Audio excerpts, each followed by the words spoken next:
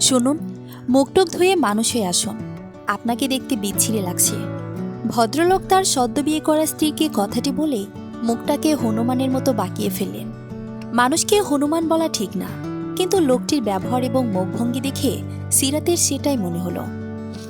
অত্যন্ত লাজুক মুখে সুন্দর সেজিয়ে হাঁটু ভেঙে গোল হয়ে বিছানায় স্বামীর জন্য অপেক্ষা করছিল মেয়েটি।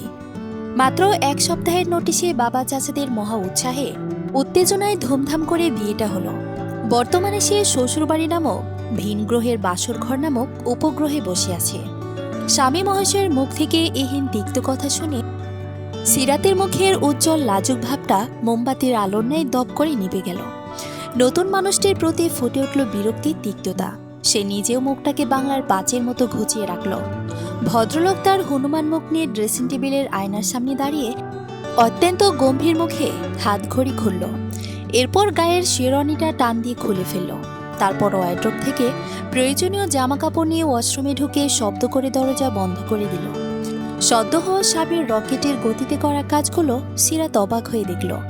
তারপর ধীর পায়ে বিছানা থেকে নেমে মেঝেতে পা রেখে খাটে হেলান দিয়ে বসল।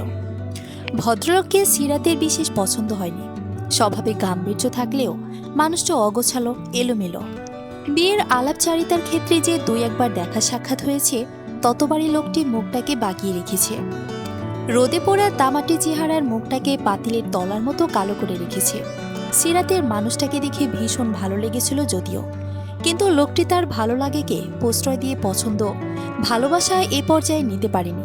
পাকা দেখার সময় যখন ছেলেকে জিজ্ঞাসা করা হলো পাত্রে পছন্দ হয়েছে কিনা, সিরাতের মুখের দিকে এক পলক তাকিয়ে তিনি প্রত্যুত্তরে বলেছিলেন, পাত্রের তাকে পছন্দ হলেই হবে, ব্যাস।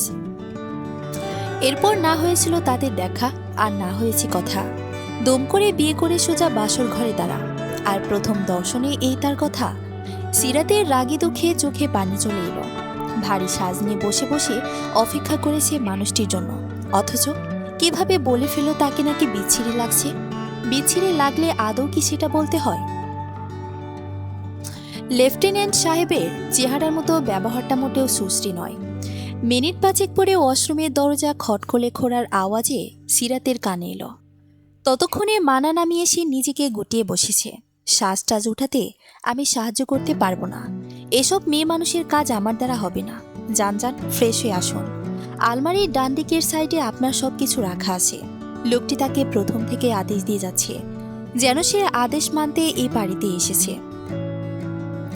ওয়াশরুম থেকে এসেও হুকুম করা শুরু করেছে। সিরাতের রাগে শরীর রিরি করতে লাগলো। ইচ্ছে হলো কষ্ট টেনে ঠোঁটে ডাবল প্যাচ দিয়ে মুখটাকে বন্ধ করে দিতে। কথায় তো মিষ্টতা নেই, তার উপর কেমন গাছাড়া ভাব। বাবা চাচারা মিলে এ কোন হতচ্ছাড়ার ঘাড়ে ঝুলালো তাকে। সরকারি চাকরি থাকলেই যে রাজি হয়ে যেতে হয় না। তবে সিরাত মুখে একটি কথাও বলল না। নরম পায়ে হেঁটে ড্রেসিং টেবিলের সামনে গিয়ে দাঁড়ালো। এক এক করে গায়ের গহনাগুলো খুলতে লাগলো। চুলের অজস্র কেপ খুলতে গিয়ে মেয়েটির বেগ পেতে হলো। সে বিয়ের সাজে এতক্ষণ বসেছিল। তার অবুঝ মন হয়তো স্বামীর মুখ থেকে দুটো প্রশংসা বাক্য শোনার জন্য অধীর আগ্রহে অপেক্ষা করছিল। নতুন জীবনের নতুন রাতটিতে সিরাতের অভিজ্ঞতা মোটেও আনন্দের না। আবারও চোখ দুটো ছলছল করে উঠল। আয়নায় চোখ রাখতে খাটে হেলান দিয়ে বসা তার গম্ভীর তেতো মুখ করে রাখা স্বামী মহাশয়ের সাথে চোখাচোখি হলো। সিরাত সঙ্গে সঙ্গে চোখ নামিয়ে ফেলল। লোকটি ফোনে কিছু একটা করছিল। বহু চেষ্টা সাধনা করে নিজেকে ছাড়াতে লাগলো ভারী সাজ জুয়েলারি থেকে। ঠিক তখনই পেছন থেকে দুটো হাত সিরাতের মাথায় স্পর্শ করে। যথাসম্ভব আলতো হাতে মাথার ক্লিপগুলো খুলে দিচ্ছে। সিরাত জীবনে প্রথম বাবা ব্যতীত কোনো পুরুষের স্পর্শ। মেয়েটিকে জমাট বাঁধা এক অনুভূতি গ্রাস করে নিল। সামান্য মাথা স্পর্শে মেয়েটির শরীর জুড়ে শিহরণ বয়ে গেল। ঠিক তখনই পেছন থেকে আওয়াজ এলো, সামান্য হাতের স্পর্শে গরম হলে চলবে মিসেস সিরাত? আমি কিন্তু 3 মাস পরে পরে বাড়িতে আসি। সিরাতের মুখটা ধুলো ধুলো হয়ে গেল। লজ্জায় অপমানে মেয়েটি মাথা নিচু করে ফেলল। তার কাছে মনে হলো পৃথিবীর সবচেয়ে নির্লজ্জ মানুষটি তার স্বামী, এবং সবচেয়ে লজ্জা ও অস্বস্তিকর কথাটিও এটিও। মেয়েটি তড়িঘড়ি করে নিজেকে ছাড়িয়ে ওয়াশরুমে চলে গেল। সিরাত যেতেই লোকটির ঠোঁটের কোণায় হালকা হাসির রেখা ফুটে উঠল। তার কেন যেন গোলাপের মতো সুন্দর কোমল মেয়েটিকে লজ্জা দিতে অস্বস্তিতে ফেলতে বড়ই আনন্দ লাগছে, বলা যায় এতে সে মজাও পাচ্ছে।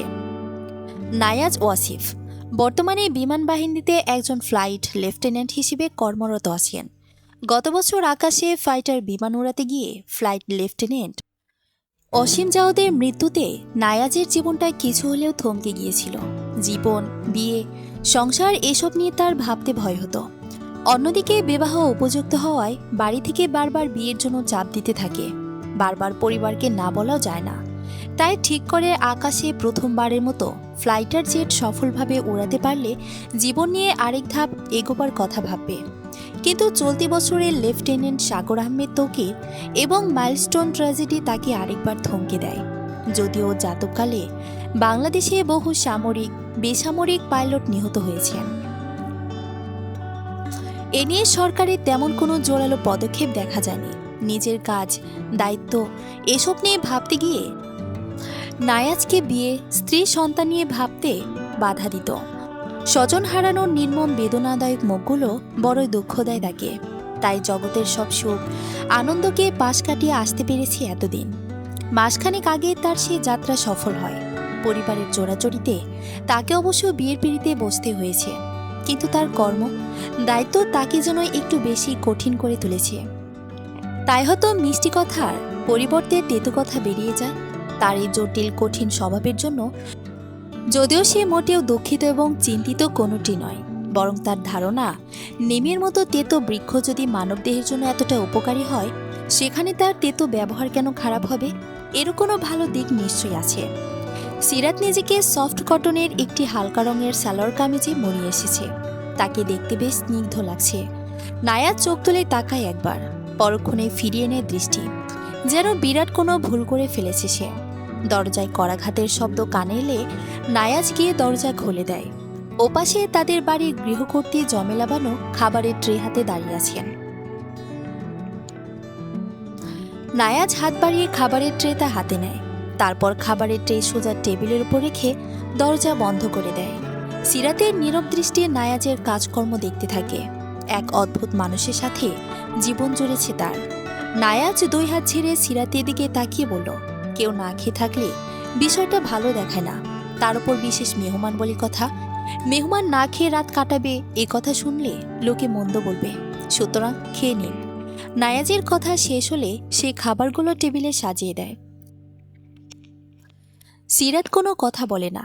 খাবার টেবিলে একদা অপরিচিত মানুষের ভিড়ে তার খাওয়া হয়নি একদমই। কিন্তু এসব কিছু লোকটির তো জানার কথা নয়, ছিল না সেখানে। তাহলে সিরাতের পেটে চোচো করছে খিদে। সে বেশি কিছু ভাবল না।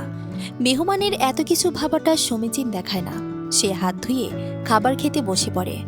ভাতের লোকমা মুখে নিলে সিরাত বুঝতে পারে পেটে তার অনেক খিদে।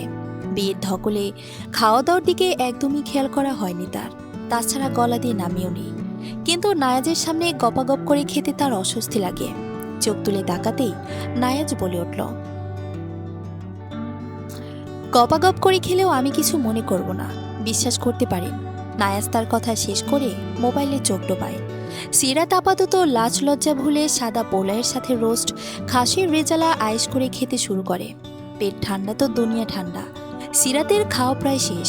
এমন সময় নায়াজ বলে উঠল, মানুষ এমনও হয়, ঘরের আরেকজন মানুষ খেয়েছি কিনা সে কথা একবারও জিজ্ঞাসা করল না। বলেই সিরাতের দিকে কোনো চোখে তাকিয়ে রইল।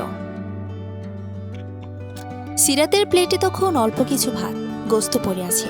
সে অসহায় চোখে নায়াজের দিকে তাকায়। এ কেমন লোকের পাল্লায় পড়েছে সে। কিছুক্ষণ চুপ থেকে নায়াজের তেরা কথার পিছে বলল, বাড়ির মানুষ নিশ্চয়ই নিজে না খেয়ে মেহমানকে খেতে বলে না। মেহমান হচ্ছে পরের বাড়ির মানুষ, সে কি করে ঘরের খবর জানবে? সিরাতের উচিত কথায় নায়াজের মাথায় ডান্ডা পড়ে যেন। সে বাঁকা চোখে তাকিয়ে থাকে। পরক্ষণে বলে, সমস্যা নেই, ওই এটো ঝুটা ভাত হলে চলবে। সিরাতের ইচ্ছে করে আকাশ কাঁপিয়ে হাসতে। এমন অদ্ভুত লোক তো জীবনে দেখেনি সে। এ কোন পাগলের পাল্লায় পড়েছে সে? মানুষটা আদৌ সুস্থ তো? সিরাত অবশেষে 2 লোকমা ভাত নায়াজের মুখে চালান করল। সিরাতকে রাতের আকাশ দেখাতে ব্যালকনিতে নিয়ে এসেছে নায়াজ। সিরাত মনে মনে খুশি হয়েছিল। অবশেষে লোকটার ছলচাতুরি থেমেছে। অথচ বান্দা সিরাতের পাশে দাঁড়িয়ে অদূরের পাপড় গাছের ভূতগুলোর বর্ণনা দিচ্ছে অবলীলায়। সিরাত ভীত প্রকৃতির মেয়ে। নায়াজের কথা শুনে ভয়ে জমে যাবার অবস্থা হয় মেয়েটির। অন্ধকারাচ্ছন্ন পরিবেশে দাঁড়িয়ে ঝিনভূতের কথা শুনলে যে কারে ভয় পাওয়ার কথা, নায়াজের ভয়টাই নেই, কারণ সে একজন আধমানুষ। সিরাত কাঁপতে কাঁপতে নায়াজের দানবের মতো হাতের লম্বা আঙ্গুলগুলো আঁকড়ে ধরল। বাসর ঘরে বউকে রোমান্টিক কথা বলার পরিবর্তে ভূতের গল্প একমাত্র নায়াজের দ্বারাই সম্ভব। নায়াজ বলতে থাকে, পাপড় গাছে ওর ওই বড় ডালটা দেখতে পাচ্ছি না, ওখানে তাকে জিনেদের সর্দার। ও পরিচালনা করে আশেপাশের সব জিনগুলোকে। আর একটু সময় অপেক্ষা করলে ওদের সরাসরি এখান থেকে দেখতে পারবেন। ওরা অবশ্য আপনাকে কিছু বলবে না, শুধু দূর থেকে হাত নাড়িয়ে হাইটাই দিতে পারে। আমার সাথে ওদের দারুণ বন্ধুত্ব। দারুণ বন্ধুত্ব? সিরাত বিস্ময় নিয়ে বলল। হ্যাঁ, অকপটে স্বীকার করল নায়াজ। সিরাত বিড়বিড় করে বলল, অবশ্য অস্বাভাবিক কিছু না। জিন, ভূত, দেও, দানব সব একের মধ্যে পেয়ে যাচ্ছি।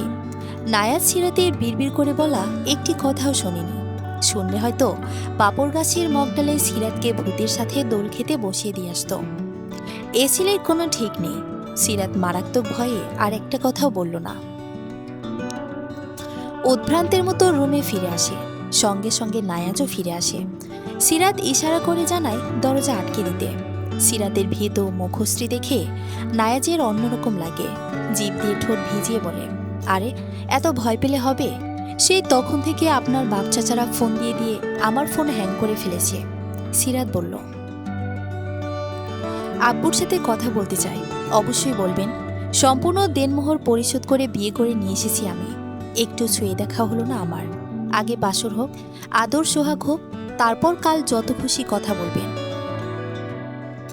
মেহমান আবার কবে থেকে আদরের পাত্রী হয়ে গেল? নতুন বইয়ের শ্বশুর বাড়িতে বিশেষ কাজ থাকে না।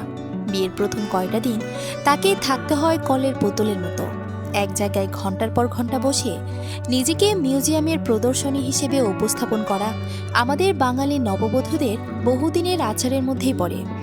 সিরাত কেন পার পাবে? বিয়ের পর দিন বাড়ির ড্রয়িং রুমের মাঝের সোফাটাতে সকাল থেকে বসে আছে। এক পর্যায়ে পা তার লেগে এলো। বিরক্তি ধরে গেল। বিরক্তি এবং কৌতূহল কোনোটি কমল না প্রতিবেশীদের।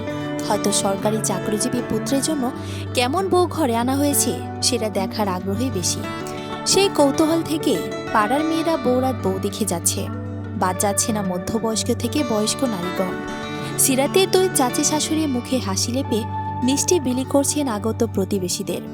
সিরাতের বিয়ে হয়েছে মফস্বল শহরের সচ্ছল শিক্ষিত এ পরিবারের কম বেশি সবাই শিক্ষিত। নারীদের মধ্যে কেউ গৃহিণী, কেউ চাকরিজীবী। সিরাতের দাদা শ্বশুরের আমলে করা ঘরবাড়ি। 4 পুত্রকে এক এক তলা করে 4 তলার বেশ বড়সড় একটি বাড়ি তিনি সেই আমলেই তৈরি করে দিয়েছিলেন। বাড়ির পিছন দিকটাতে বড় পুকুর।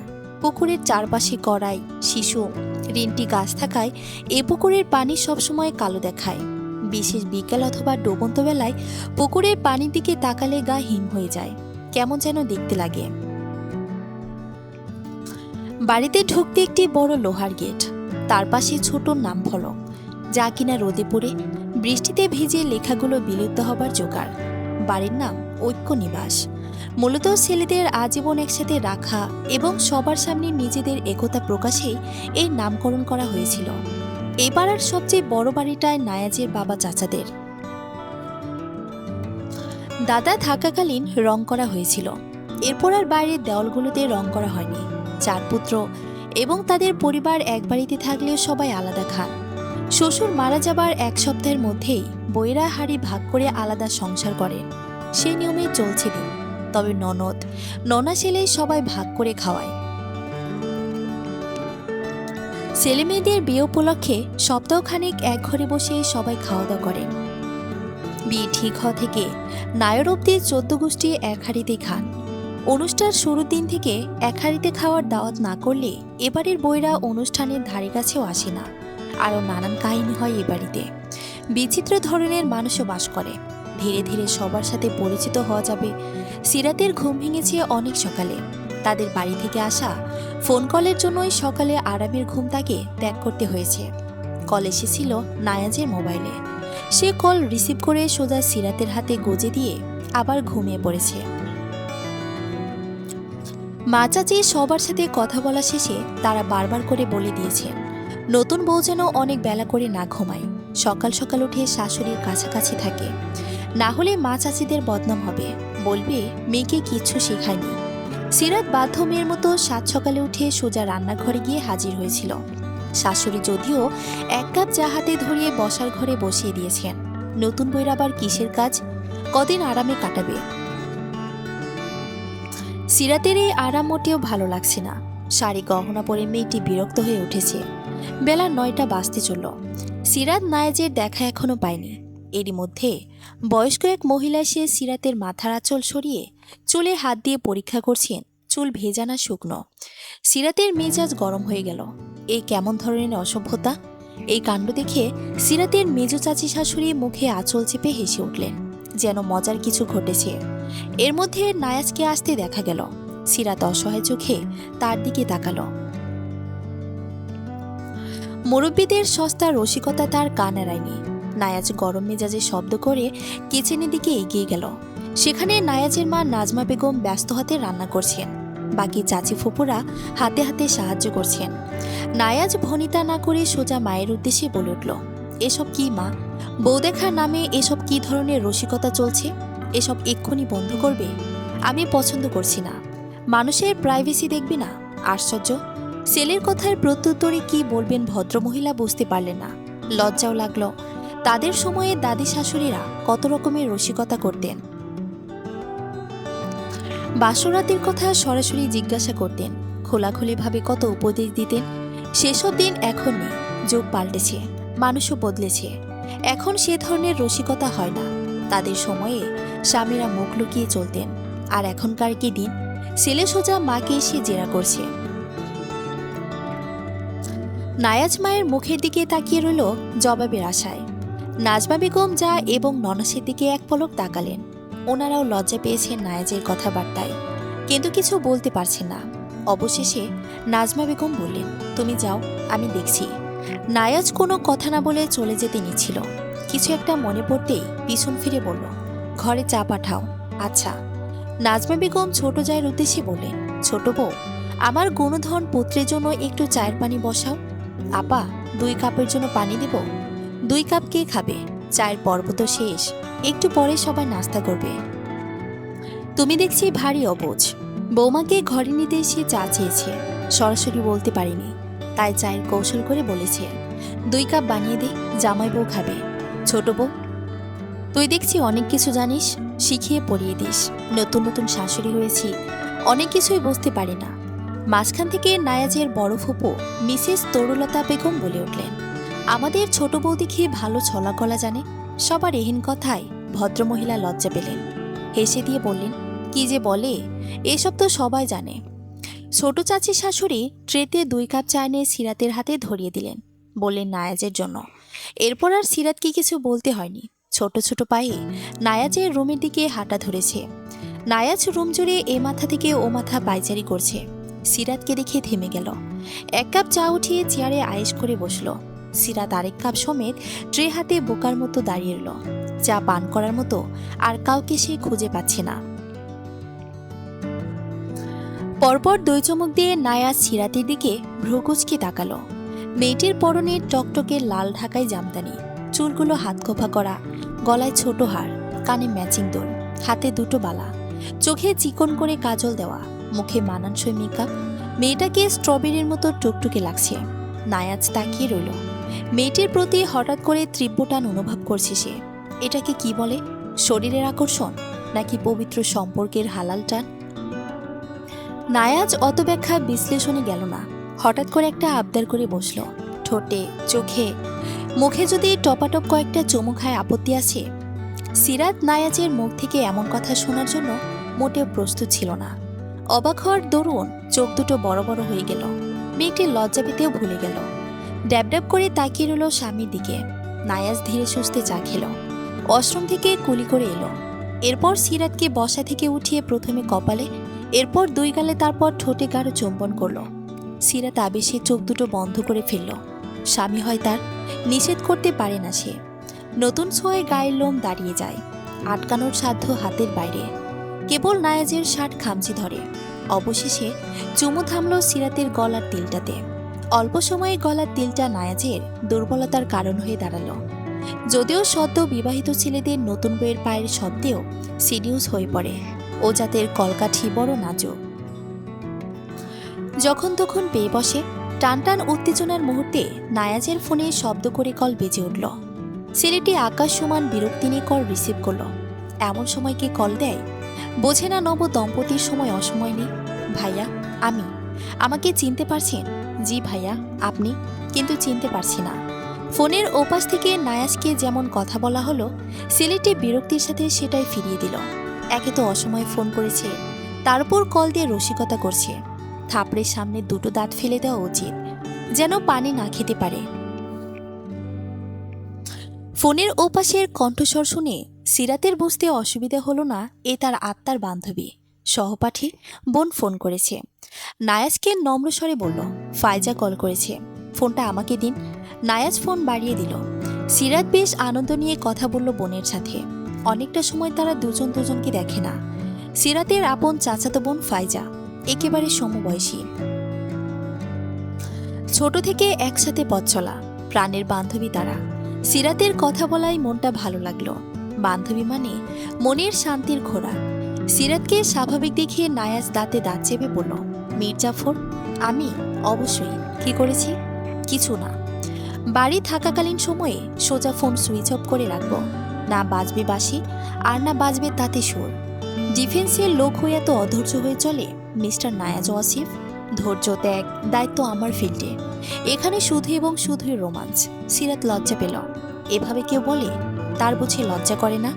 সে প্রসঙ্গে এড়াতে বলে উঠল, চলুন ব্যালকনিতে যাই, পাপড় গাছের জিনভূতের গুড মর্নিং জানিয়ে আসি।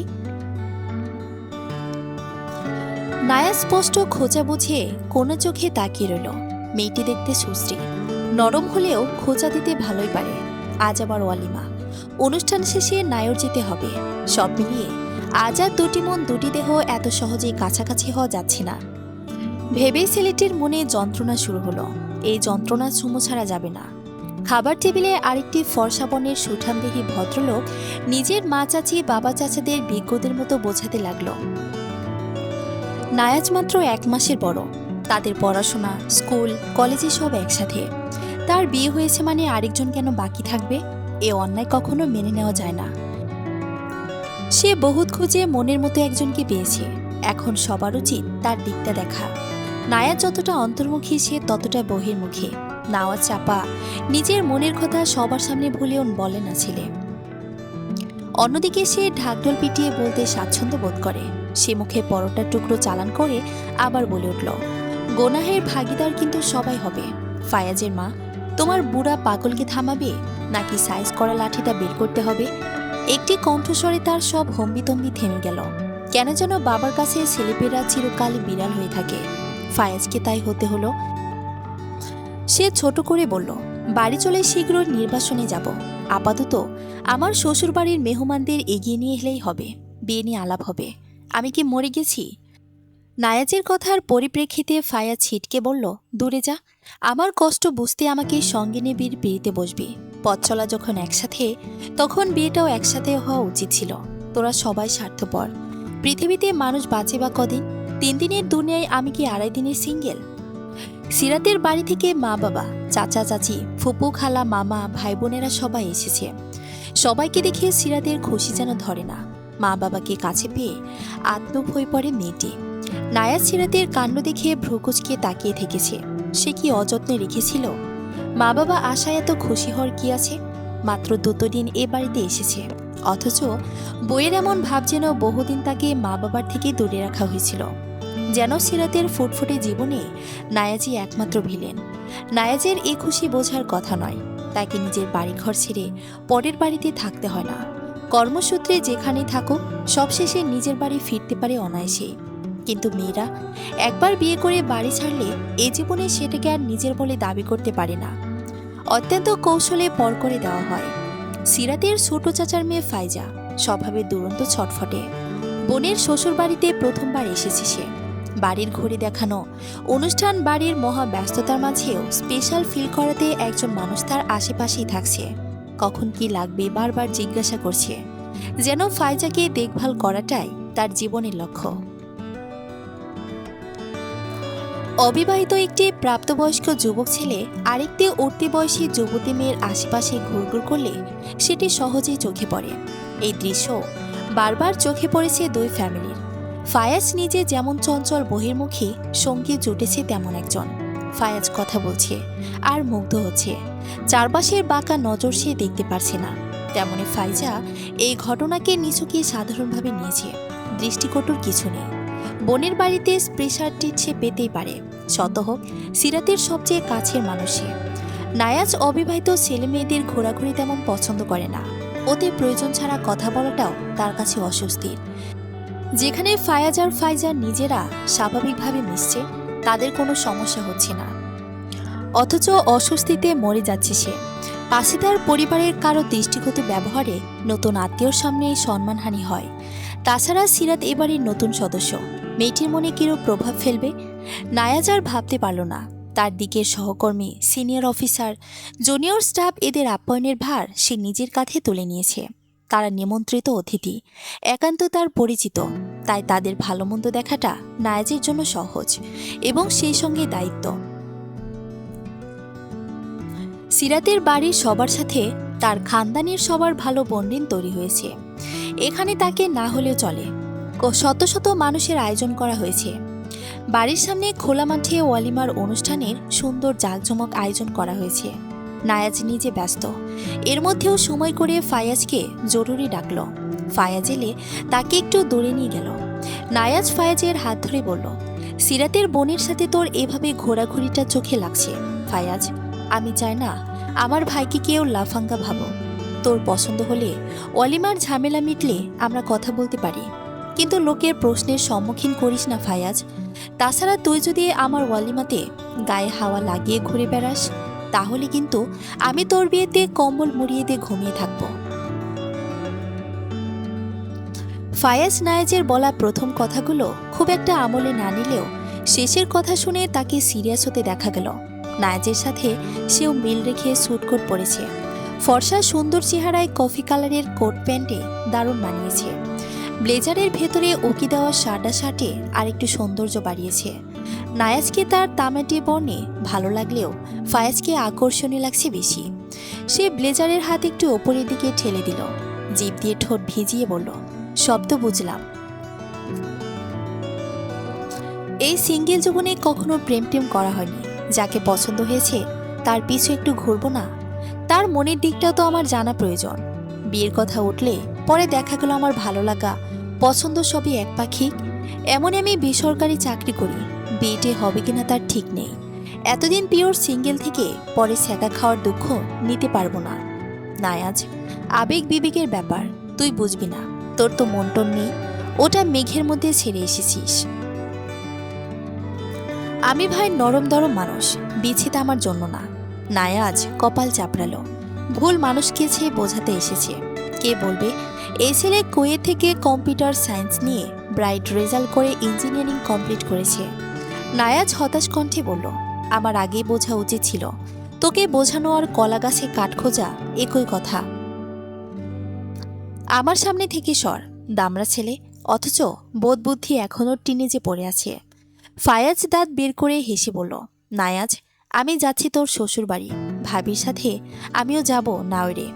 নায়াজ ফায়াজের সাথে রাগী চোখে তাকাতেই ছেলেটি ডোন্ট কেয়ার ভাব নিয়ে চুল ঠিক করতে করতে বেরিয়ে গেল।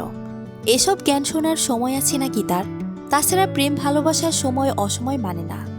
সিরাতের পরনে হালকা গোলাপি ব্রাইডাল জামদানি শাড়ি, শাড়ির জমিনে ছোট ছোট ফুল করা, পার আঁচলে সুন্দর গর্জিয়াস পাথরের কাজ করা, দেখতে ভীষণ সুন্দর হয়েছে। নায়াজ নিজে পছন্দ করে অর্ডার দিয়েছিল। সিরাতের ফর্সা গায়ে দারুণ মানিয়েছে। শাড়ির সাথে ম্যাচিং লম্বা হাতের ব্লাউজ, ব্লাউজের হাতের দিকটাতেও ম্যাচিং ডিজাইন করা। নায়াজ অবশ্য কালো স্যুট পরেছে। তার ধারণা তাকে হালকা গোলাপি রঙা স্যুটে বিশ্রী লাগত। জামাইয়ের পোশাকের সাথে মিল রাখতে বইয়ের মাথায় সোনালি জমিনের কালো পাড়ের হিজাব পরানো হয়েছে, দেখতে ভীষণ সুন্দর হয়েছে। নায়াজ কয়েকবার তাকিয়ে চোখ ফিরিয়ে নিয়েছে। এভাবে তাকিয়ে থাকলে বউকে শীঘ্র রুমে নিয়ে যাওয়ার প্রয়োজন পড়তে পারে। মেহমানের ভিড়ে এটা ভালো দেখাবে না। ছেলেটি নিজের দৃষ্টি, জান মাল সব সংযত রাখল। খাবার খাওয়ার সময় সিরাত বিপাকে পড়ল। তার ইচ্ছে সে নিজের বাড়ির লোকের সাথেই খাবে। অন্যদিকে নায়াজ তার বধূকে নিয়ে তার নিজের পরিবারের সাথে খাবে। সিরাতকে এক ফাঁকে নিজের ইচ্ছের কথা জানিয়ে গিয়েছে। মা বাবা কয়েকবার জামাইকে নিয়ে তাদের সাথে বসার কথা বললেও সিরাত নীরব রইল। এভাবে বিয়ের সাথে সাথে ইচ্ছা অনিচ্ছার কবর হতে থাকে। নিয়ম অনুযায়ী নতুন বউকে আজই নায়রে পাঠানো উচিত। সিরাতের মা খালারা চলে গেলেও মেয়ে এবং জামাইকে সঙ্গে নিয়ে ফেরার জন্য রয়ে গেলেন সিরাতের বাবা এবং চাচারা। রাত বাড়লে তখন অতগুলো মেয়ে লোক নিয়ে ফিরতে বেশ ঝামেলার বিষয়। যদিও তারা বড় মাইক্রোবাস ভাড়া করে এসেছিল। সবকিছু গোছগাছ করে বাপের বাড়ি যেতে যেতে সিরাতের বেশ রাত হয়ে গেল। আসার সাথে সাথে তার মা চাচিরা জামাই এবং মেহমান আপ্যায়নে লেগে পড়েছে। নতুন বউয়ের সাথে নায়রের শ্বশুর বাড়ি তেমন 2-4 জন মেহমান আসতে হয়। নায়াজ সিরাতের সাথে এলো তার চাচাতো ভাই ফায়াজ আর চাচাতো বোন জামাই। প্রবাদে আছে শ্বশুর বাড়ি মধুর হাড়ি। নায়াজকে দেখলে অবশ্য সেটা বোঝার উপায় নেই। সে ভদ্রলোক লোকটাকে মুখটাকে হনুমানের মতো কালো করে রেখেছে। সিরাত নায়াজের কাজকর্মে বড়ই বিরক্ত। তাকে আদর করে খাওয়ানো হচ্ছে, ঘুরে ঘুরে এটা সেটা দেখাতে নিলে গম্ভীর ভাবসাব নিয়েই থাকছে। অন্যদিকে ফায়াজ ভাইয়ের শ্বশুর বাড়িতে এসে বিন্দাস মুদে ঘুরে বেড়াচ্ছে।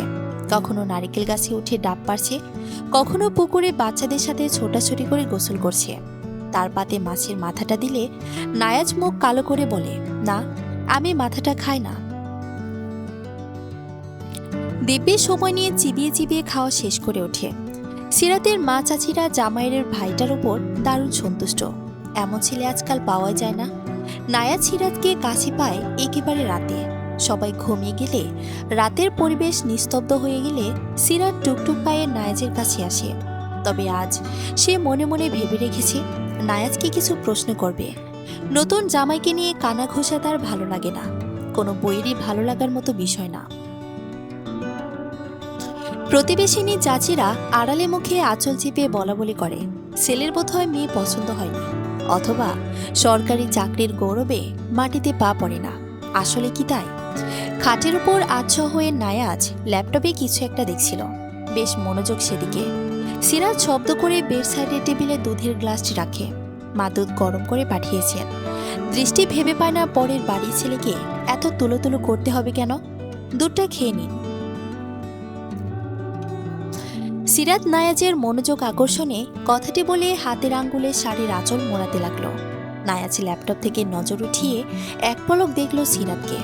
মেয়েটি ফিনফিনে পাতলা শাড়ি পরে এসেছে, কোমরের বাগ দৃশ্যমান, ঠোঁটে টকটকে লাল লিপস্টিক, দেখতে মোহনীয় লাগছে। নায়াজ প্রশ্ন করল, এভাবে সেজেছ কেন? সিরাতের মন খারাপ হলো। চেহারায় দুঃখী দুঃখী ভাব ফুটে উঠল। মুখ নামিয়ে ফেলল। গ্রামের সেরা 10 সুন্দরীর মধ্যে সে একজন, অথচ স্বামী নামক প্রাণীটা সাজের জন্য জবাবদিহি করছে। আশ্চর্য! কে বলেছে এভাবে সাজতে? কেউ না। তোমাকে আমি চিনি। নিজে থেকে সাজার মেয়ে তুমি নও। এখন তাড়াতাড়ি বলো, কে বলেছে? জেরা করছেন? করছি। যদি না বলি? বলবে আমি তোমার স্বামী না। মিথ্যে বলতে নেই। এভাবে জিজ্ঞাসা করলে না বলে পারা যায়? সিরাত এক নিঃশ্বাসে বলে শেষ করল, ভাবি বলেছেন এভাবে সাজতে। আচ্ছা, তারপর? এভাবে সাজলে নাকি মন গলবে? মন গলানোর জন্য এত কিছু?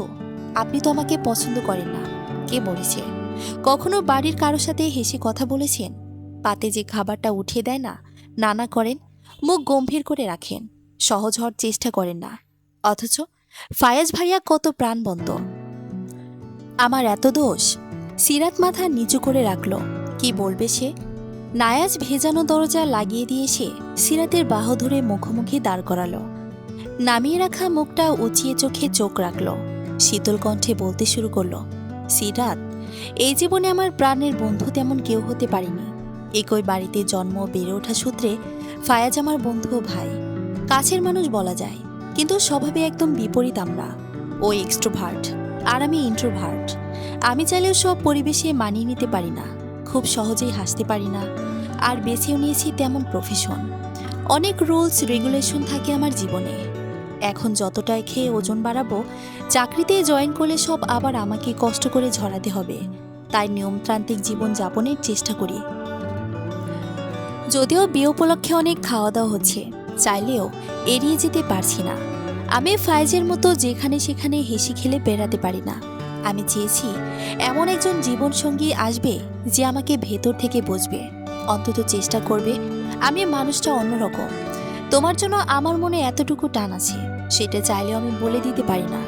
শরীরের আকর্ষণে যতটা মোহিত হয়ে পড়ি, মনের আকর্ষণ ততটাই অজানা থেকে যায়। আমার মনে হয় সময়ের সাথে সাথে তোমার লেফটেন্যান্ট নায়াজ ওয়াসিফকে বুঝে ফেলবে। অন্যের কথায় মন খারাপ করিও না, লোকে কত কি বলবে। আরেকটি কথা, তোমার কাছ থেকে আমি কখনোই অন্য পুরুষের প্রশংসা শুনতে পারবো না। সে আমার ভাই হলেও আমার বুকের মাঝখানটায় ব্যথা হয়। সিরাত, কখনো যদি মন থেকে সাজতে মন চায় তাহলে সাজবে।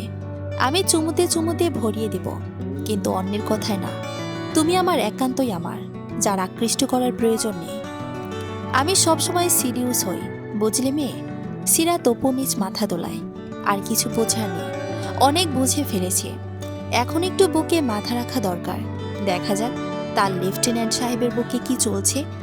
মাথার ওপরে বিরাট নারকেল গাছ, তার নিচে ইট বালু সিমেন্টের তৈরি পাকা বসার ব্রেঞ্চ, গাছের সাথে ঝুলছে বৈদ্যুতিক বাল্ব। সেখানে কিছুটা দূরত্বে বসা ফায়াজ আর ফাইজা। রাতের নীরব হাওয়ায় মেয়েটির ওড়না কোনা দুলছে, ফায়াজের চুলগুলো নড়ছে তীর তীর করে। দুজনের দৃষ্টি দূরের আকাশে, কেউ কোনো কথা বলছে না। নীরবতার নৈশব্দে জানান দিচ্ছে অনেক কিছু, যা হয়তো ভাষায় প্রকাশ করা যায় না। আত্মীয় বাড়িতে এসে ফায়াজ চাইলেই ফাইজার সাথে কথা বলতে পারে না, অথবা বলতেও যায় না। সব জায়গায় আবেগকে প্রশ্রয় দিতে নেই, এটুকু বোধ তার আছে। তবে চোখে চোখে দুজনের অনেক কথা হয়। এই যে দুজন বসে আছে, মাঝে মধ্যে চোখাচোখি হচ্ছে। বোবা চোখ যেন বলে দিচ্ছে না বলা অনেক কথা, কাল ফিরে যাবে। ফাইজার সুন্দর মুখটা দেখা হবে না, তাই তো এক বুক সাহস সঞ্চয় করে ফাইজাকে দেখা করার কথা বলেছে। এই সময়ে দারুণ সাহসী। বাড়ির উঠানের এক কোনায় বসে আছে নতুন হওয়া পুরুষ আত্মীয়ের পাশে। ফাইজ ঘড়ি দেখল, অনেক রাত হয়েছে। বসা থেকে ওঠার আগে জিজ্ঞাসা করলো, আমাকে মনে রাখবেন বিয়ে সাহেবা? ভুলে যাওয়ার মতো কেউ নন তো আপনি? শ্বশুর বাড়িতে দুদিন থেকে আড়াই দিনের দিন বউ নিয়ে বাড়ি ফিরেছে নায়াজ। বাড়িতে ফেরার পর নায়াজ স্বস্তির শ্বাস নিল। শ্বশুর বাড়িতে যতই আদর আপ্যায়ন হোক, তবু সেটা পরের বাড়ি, শান্তি করে আরাম পাওয়া যায় না। একটা খুঁতখুঁত ভাব মনের মধ্যে থাকে। তবে সিরাত আসার সময় খুব কেঁদেছে। নিজের পরিচিত বাড়িঘর, পড়ার টেবিল, সাজগোজ রাখা ড্রেসিং টেবিল, ব্যালকনির টবে লাগানো ফুল গাছগুলো সে খুব মিস করবে। সেই সঙ্গে মা বাবা তো আছেনই, আছেন ছোট্ট ভাইটা। চাচি চাচিদের সাথে একই বাড়িতে থাকা সূত্রে ভালো সম্পর্ক, তাই চাইলেও তাদের সাথে দেখা না হওয়ার আক্ষেপটা কম নয়। ফাইজা হচ্ছে আস্ত একটা আবেগ। দুজন দুজনকে ছাড়া থাকতে পারত না বলে একে অপরের নানু বাড়িতেও একসঙ্গে যাতায়াত করত। আসলে একই বাড়িতে অনেকগুলো ভাই বোনদের মাঝে বড় হওয়া মেয়েদের হঠাৎ করে জায়গা পরিবর্তন করাটা মারাত্মক প্রভাব ফেলে। নতুন পরিবেশে মানিয়ে নিতে খুব কষ্ট হয়। সিরাতের বেলাতেও তাই হলো। মেয়েটি মনমরা হয়ে গিয়েছে। সিরাতের বিয়ে হয়েছে গোপালগঞ্জ মেইন শহর থেকে অল্প একটু ভেতরের দিকে। শ্বশুরবাড়ি এবং নিজের বাড়ি একই জেলায়। তাদের বাড়ি গোপালগঞ্জ জেলার কাশিয়ারি থানার অন্তর্গত রামদিয়া। সে বর্তমানে অনার্স করছে টুঙ্গিপাড়া সরকারি কলেজ থেকে। ফাইজার সে একই ডিপার্টমেন্টের স্টুডেন্ট। কলেজে যাতায়াতকালে অবশ্য দুবনের দেখা সাক্ষাৎ হবে। এ বাড়িতে কোলাহল নেই। নায়াজের বাবা চাচারা 4 ভাই, আর 2 বোন আছে তাদের। বড় চাচা নিচতলায়, মেঝো অর্থাৎ ফায়াজরা দোতলায় থাকে। নায়াজের বাবা সেজ, তিনি থাকেন 3 তলায়। সবার ছোটজন থাকে 4 তলায়। বাড়ির ছাদটা সবাই যার যার সুযোগ সুবিধা মতোই ব্যবহার করে। বাড়ির সামনে বেশ খানিকটা জায়গা ফাঁকা, সেখানে মৌসুমী শাকসবজি চাষ করা হয়। পেছন দিকটায় ছোটখাটো একটি পুকুর। শীত আসার আগ দিয়ে নানান প্রজাতির মাছ ছাড়া হয়। মূলত ছোট চাচা বাদে সবাই এখন বাড়িতে অবস্থান করছেন। ভদ্রলোকেরা দীর্ঘজীবন অর্থ অন্বেষণের জন্য ছোটে এখন বাড়ি দেখাশোনা করেন। ছেলেমেয়েরা কর্মমুখী হয়েছে, এখন বাহিরের দিকটা তাদের জন্য। নায়াজের বড় চাচা চিরকালে বাড়িতেই থেকেছেন। গোপালগঞ্জ মেইন শহরে তার 4-5টার মতো দোকান। আগেই নিয়েছে তদারকি করতেন। এখন একমাত্র ছেলে দেখাশোনা করে, কিছু ভাড়া দেওয়া। ছেলেমেয়ের বিয়ে হয়ে গিয়েছে, বাড়িতে বসে খবরের কাগজ পড়া ছাড়া তাকে তেমন কিছু করতে দেখা যায় না। ফায়াজ আর নায়াজের বাবা সরকারি চাকরি করেছেন, এখন রিটায়ারমেন্টে এসেছেন। শখ করে সবজি চাষ করেন, পুকুরে মাছ চাষ করেন। ফ্রেশ ফরমালিনযুক্ত খাবার তাদের রিজিকে জোটে। মহিলারা যার যার সংসারে ব্যস্ত থাকেন, কখনো কোনো দরকার পড়লে একে অপরজনের শরণাপন্ন হন। কথা তথা হয়, তবে সিরাতের বাড়ির মতো নয়। কাকডাকা ভোর থেকে মা চাচিজের আলাপ শুরু হতো। চোখে ঘুম নামার আগ পর্যন্ত তাদের গল্প হাসি ঠাট্টা শেষ হতো না। একজনের রান্না শেষ হলে আরেকজন এসে তরকারি কোটে দিতে দিতে গল্প জুড়ে দিত। স্কুল কলেজ ছুটি দিলেই ভাই বোনেরা মিলে চড়ুই ভাতি করত। পুকুর থেকে যেদিন মাছ ধরত, পুকুরের চারপাশে আগ্রহ ভরা চোখে চেয়ে থাকতো সিরাত আর তার ভাই বোনেরা। বড় মাছ জালে আটকা পড়লেই উল্লাসে চেঁচিয়ে উঠত সবগুলো। আহা, কতই না মধুর স্মৃতি সেসব। সিরাত একা একা বসে সেসব মনে করে, মনটা ভার হয়ে থাকে মেয়েটির। শাশুড়ি মা ইন্ট্রোভার্ট স্বভাবের, সেভাবে গল্প করা হয়ে ওঠে না। তাছাড়া নায়াজকেও সবসময় কাছে পায় না। নিজের এলাকায় এসেছে, অথচ বন্ধু বান্ধবের সাথে আড্ডা দিবে না তাই কি হয়? প্রতিদিন বিকেলে সাজগোজ করে তিনি বের হন, রাত নামলে তবে বাড়ি ফিরেন। সিরাতের মনটা আরো ভারী হয়, অভিমান জমে। এমন জীবন সে কখনোই চায়নি। ফায়েজের চঞ্চলতা থেমেছে, তার ছুটি শেষ হয়ে যাওয়ায় কর্মস্থলে ফিরে যেতে হয়েছে। এবার সে দুনিয়ার সব বাস্তবতা দেখে গিয়েছে। সিনার টানটান করে যখন বাবাকে বিয়ের কথা বলেছিল, তিনি জবাবে খুব তাচ্ছিলের সাথে বলেছিলেন, কয় টাকা রোজগার করো, বিয়ে করে খাওয়াবে কি?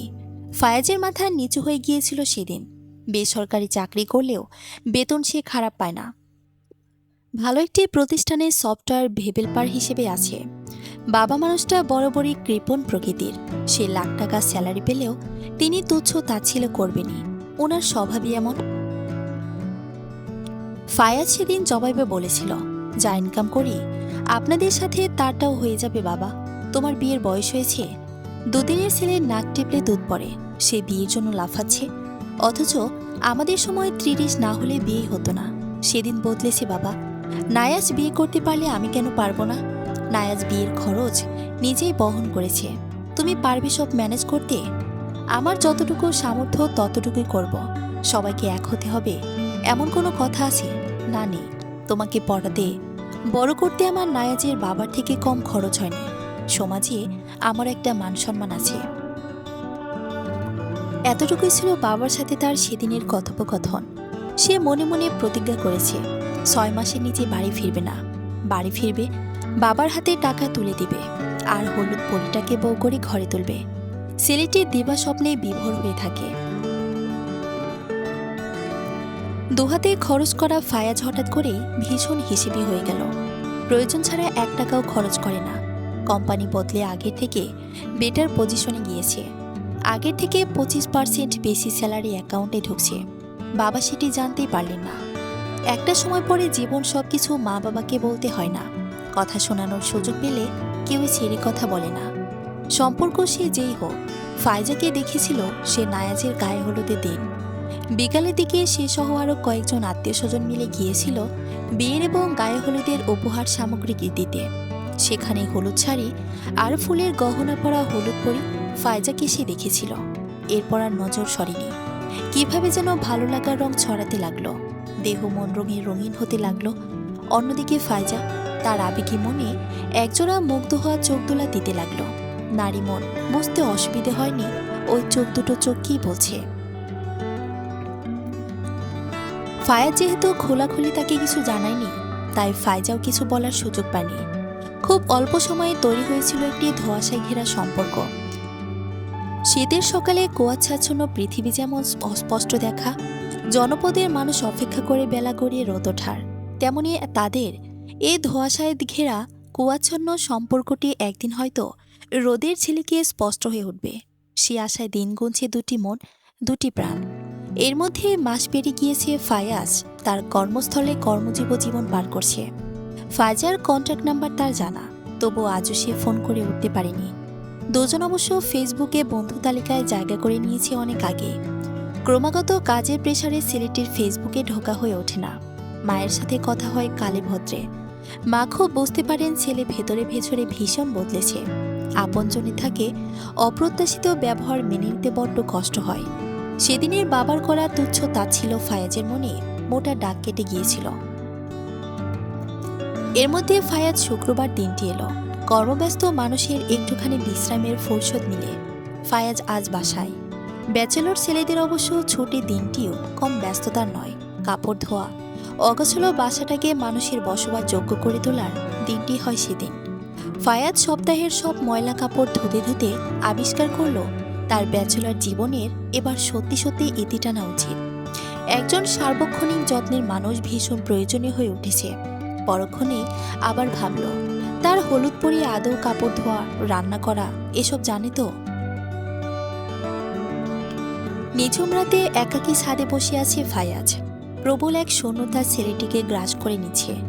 আগের ফায়াজ হলে ছুটির দিনে বন্ধুদের সাথে আড্ডা করে রাত করে সিগারেট ঢুকে তবে বাসায় ফিরত। অথচ আজ সে নিজেকে বন্দি করে রেখেছে নিজের কাছে। শব্দ করে ফোন বেজে উঠল। নায়াজ কল করেছে।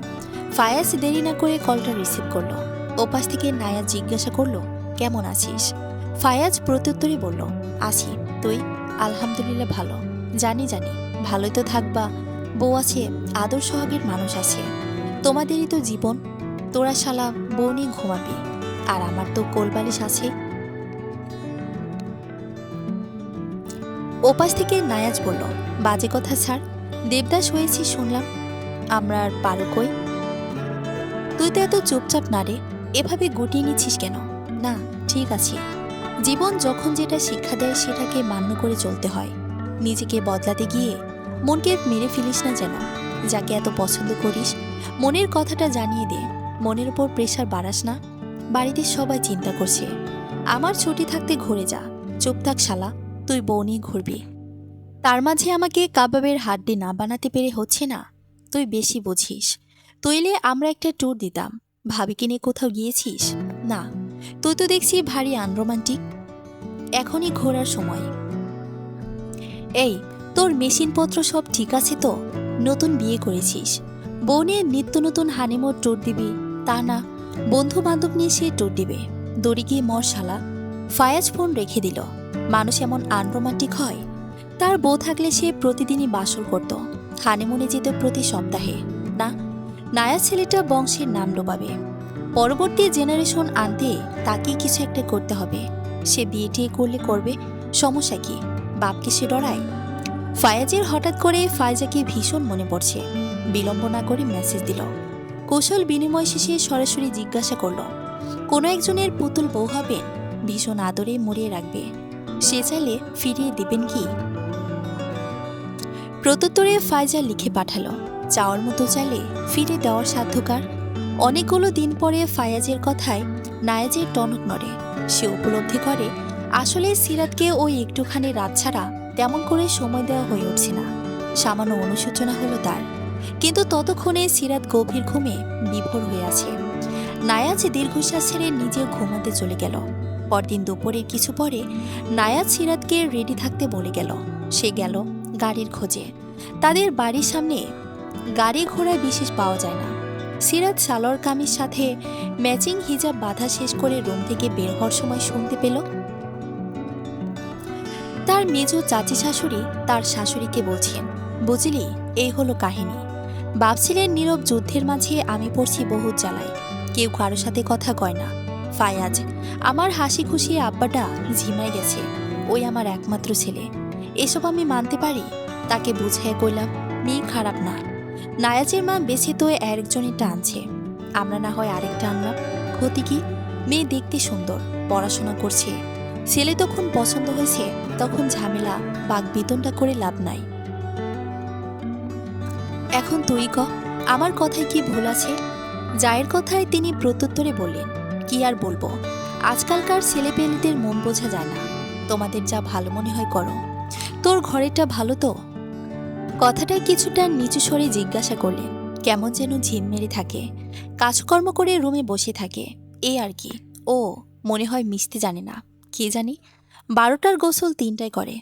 দুপুরের খাবার খায় দেরি করে, মনমরা হয়ে থাকে। এখানে কি খারাপ আছে? শ্বশুরবাড়ি কিভাবে চলতে হয় সেই শিক্ষা দেয়নি বাবা মা। আজকালকার মেয়েরা মনে করে বিয়ের পর স্বামী সব। কি আর বলবো, অত কিছু বুঝি না আপা। কথাগুলো আস্তে ধীরে বললেও সিরাতের কানে ঠিকই গেল। যতটা আনন্দ উচ্ছ্বাস নিয়ে রেডি হয়েছিল সব ভাটা পড়ে গেল। মেয়েটির হঠাৎ করেই মন খারাপ হলো। সে বড় বাড়িতে অনেক মানুষের মাঝে বড় হয়েছে, স্বভাবে একটু নীরবতা আছে, কিন্তু সেটা অপরপক্ষের স্নেহ মমতায় হাসি আনন্দের রূপ নেয়।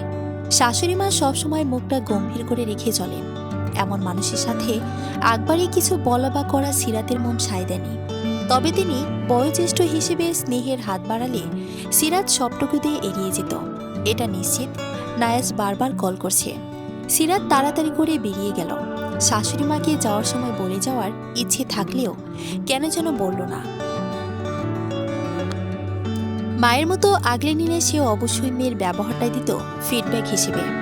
শাশুড়ি হিসেবে জটিল থেকে বয়সে ছোট বৌমার থেকে ভালো কিছু আশা করা কতটা যৌক্তিক? কথাগুলো অন্যের কানে না গিয়ে ঘরের বৌমাকে বুঝিয়ে বললে কি ভুল হতো? না সম্মান চলে যেত? ছোটরা ভুল করলে বা অবুঝের মতো কিছু করলে বড়রা শিখিয়ে পড়িয়ে নেবে, এটাই তো স্বাভাবিক। সিরাতের শাশুড়ি হয়তো বৌমা সম্পর্কে আহামরি কিছু বলেনি, কিন্তু ওই একটু আধটু মন ক্ষুণ্ণতা থেকে একসময় বড়সড় কন্দলে রূপ নেয়। আমাদের বাঙালি পরিবারের এই এক অতি পরিচিত পাঠ। নায়াজ সিরাতকে নিয়ে এসেছে উলপুর জমিদার বাড়িতে। বেশ সুন্দর প্রাসাদের মতো তিনতলা জমিদার বাড়িটি এলাকার মানুষের ঘোরাঘুরির স্থান হয়ে দাঁড়িয়েছে। সিরাত আগে আসেনি, নাম শুনেছে, এবার নায়াজের সাথে আসা হলো। নায়াজই প্রথম সিরাতকে নিয়ে বেরিয়েছে। সিরাতকে রেখে সে আগে আগে হেঁটে এগিয়ে চলেছে। সিরাত জোরে হেঁটেও লোকটির পাশাপাশি যেতে পারছে না। হঠাৎ করে সিরাত হাঁটা থামিয়ে দিল। তার অনুসরণ করে হাঁটতে ইচ্ছে করছে না। বিয়ের পর থেকে মানুষটি নিজ প্রয়োজনে কাছে আসা ব্যতীত স্বামীর অন্য কোনো দায়িত্ব ঠিকভাবে পালন করেনি। হয়তো তার মতে শরীরের সাথে শরীর মেলানোটাই যত আনন্দ, সুখ। রাস্তার ধারে এক সিমেন্টের পাকা বেঞ্চিতে সিরাত ক্লান্ত হয়ে বসে পড়ল। জীবনের হিসাব মিলছে না। স্বামীর সাথে খুনসুটিময় সম্পর্ক থাকবে এমনই তো আশা করে মেয়েরা। সে এমনই চেয়েছিল, অথচ তার স্বামীর কাছে সে বাদে দুনিয়ার বাকি সব মূল্যবান। সিরাতকে আশেপাশে কোথাও না দেখে নায়াজ এলোমেলোভাবে আশপাশ খুঁজল। কোথাও না পেয়ে পিছন ফিরে এলো। সিরাতকে বসা দেখে মেজাজ গরম করে জিজ্ঞাসা করল, এখানে কি করছো? ওদিকে আমি খুঁজে মরছি। তাহলে কোথায় থাকবো? কুত্তার মতো আপনার পিছু পিছু ঘুরবো, এই জন্য এনেছেন? সিরাত নিজেও চড়া মেজাজে জবাব দিল। এমন সময় মেজাজ ঠান্ডা রাখা যায় না। নায়াজ সিরাতের পাশে গিয়ে বসল, হাত ধরে বলল, সরি, আমার উচিত ছিল তোমার কাছে থাকা। চলো। ওদিকটায় ফুচকার স্টল দেখেছি, খাবে? চলো। না, কিছু খাবো না। কেন? ইচ্ছে করছে না। তাহলে অন্যদিকে চলো। দোতলায় চলো, ওদিক ঘুরে দেখা হয়নি। কোথাও যাব না, আমাকে বাড়ি দিয়ে আসো। সিন ক্রিয়েট করিও না। পাবলিক প্লেসে ঝামেলা করতে চাইছো? একদমই না। আমার খুব বড় ভুল হয়েছে আপনার সাথে আসা। আমার লিমিট রাত পর্যন্তই। এর বাইরে আপনার সাথে আমার কোনো সম্পর্ক আছে নাকি? সিরাত, আমি চললাম। বলে সিরাত সামনের দিকে হাঁটা শুরু করলো। নায়াজ হতভম্বের মতো দাঁড়িয়ে রইল কিছুক্ষণ। শান্ত নরম মেয়েটিকে তার চিনতে অসুবিধা হচ্ছে। মেয়েটি এভাবে রাগ করবে তা ভাবতে পারেনি সে। অতঃপর নিজেও সিরাতের পিছু হাঁটা ধরল। বিকেলের দিকে সিরাতকে নিয়ে বাড়ি ফিরল নায়াজ। বিকেলে নাস্তা বানানোর জন্য কিচেন এলে শাশুড়ি মা গম্ভীর স্বরে জিজ্ঞাসা করলেন, কোথায় গিয়েছিলে? আপনার ছেলের সাথে।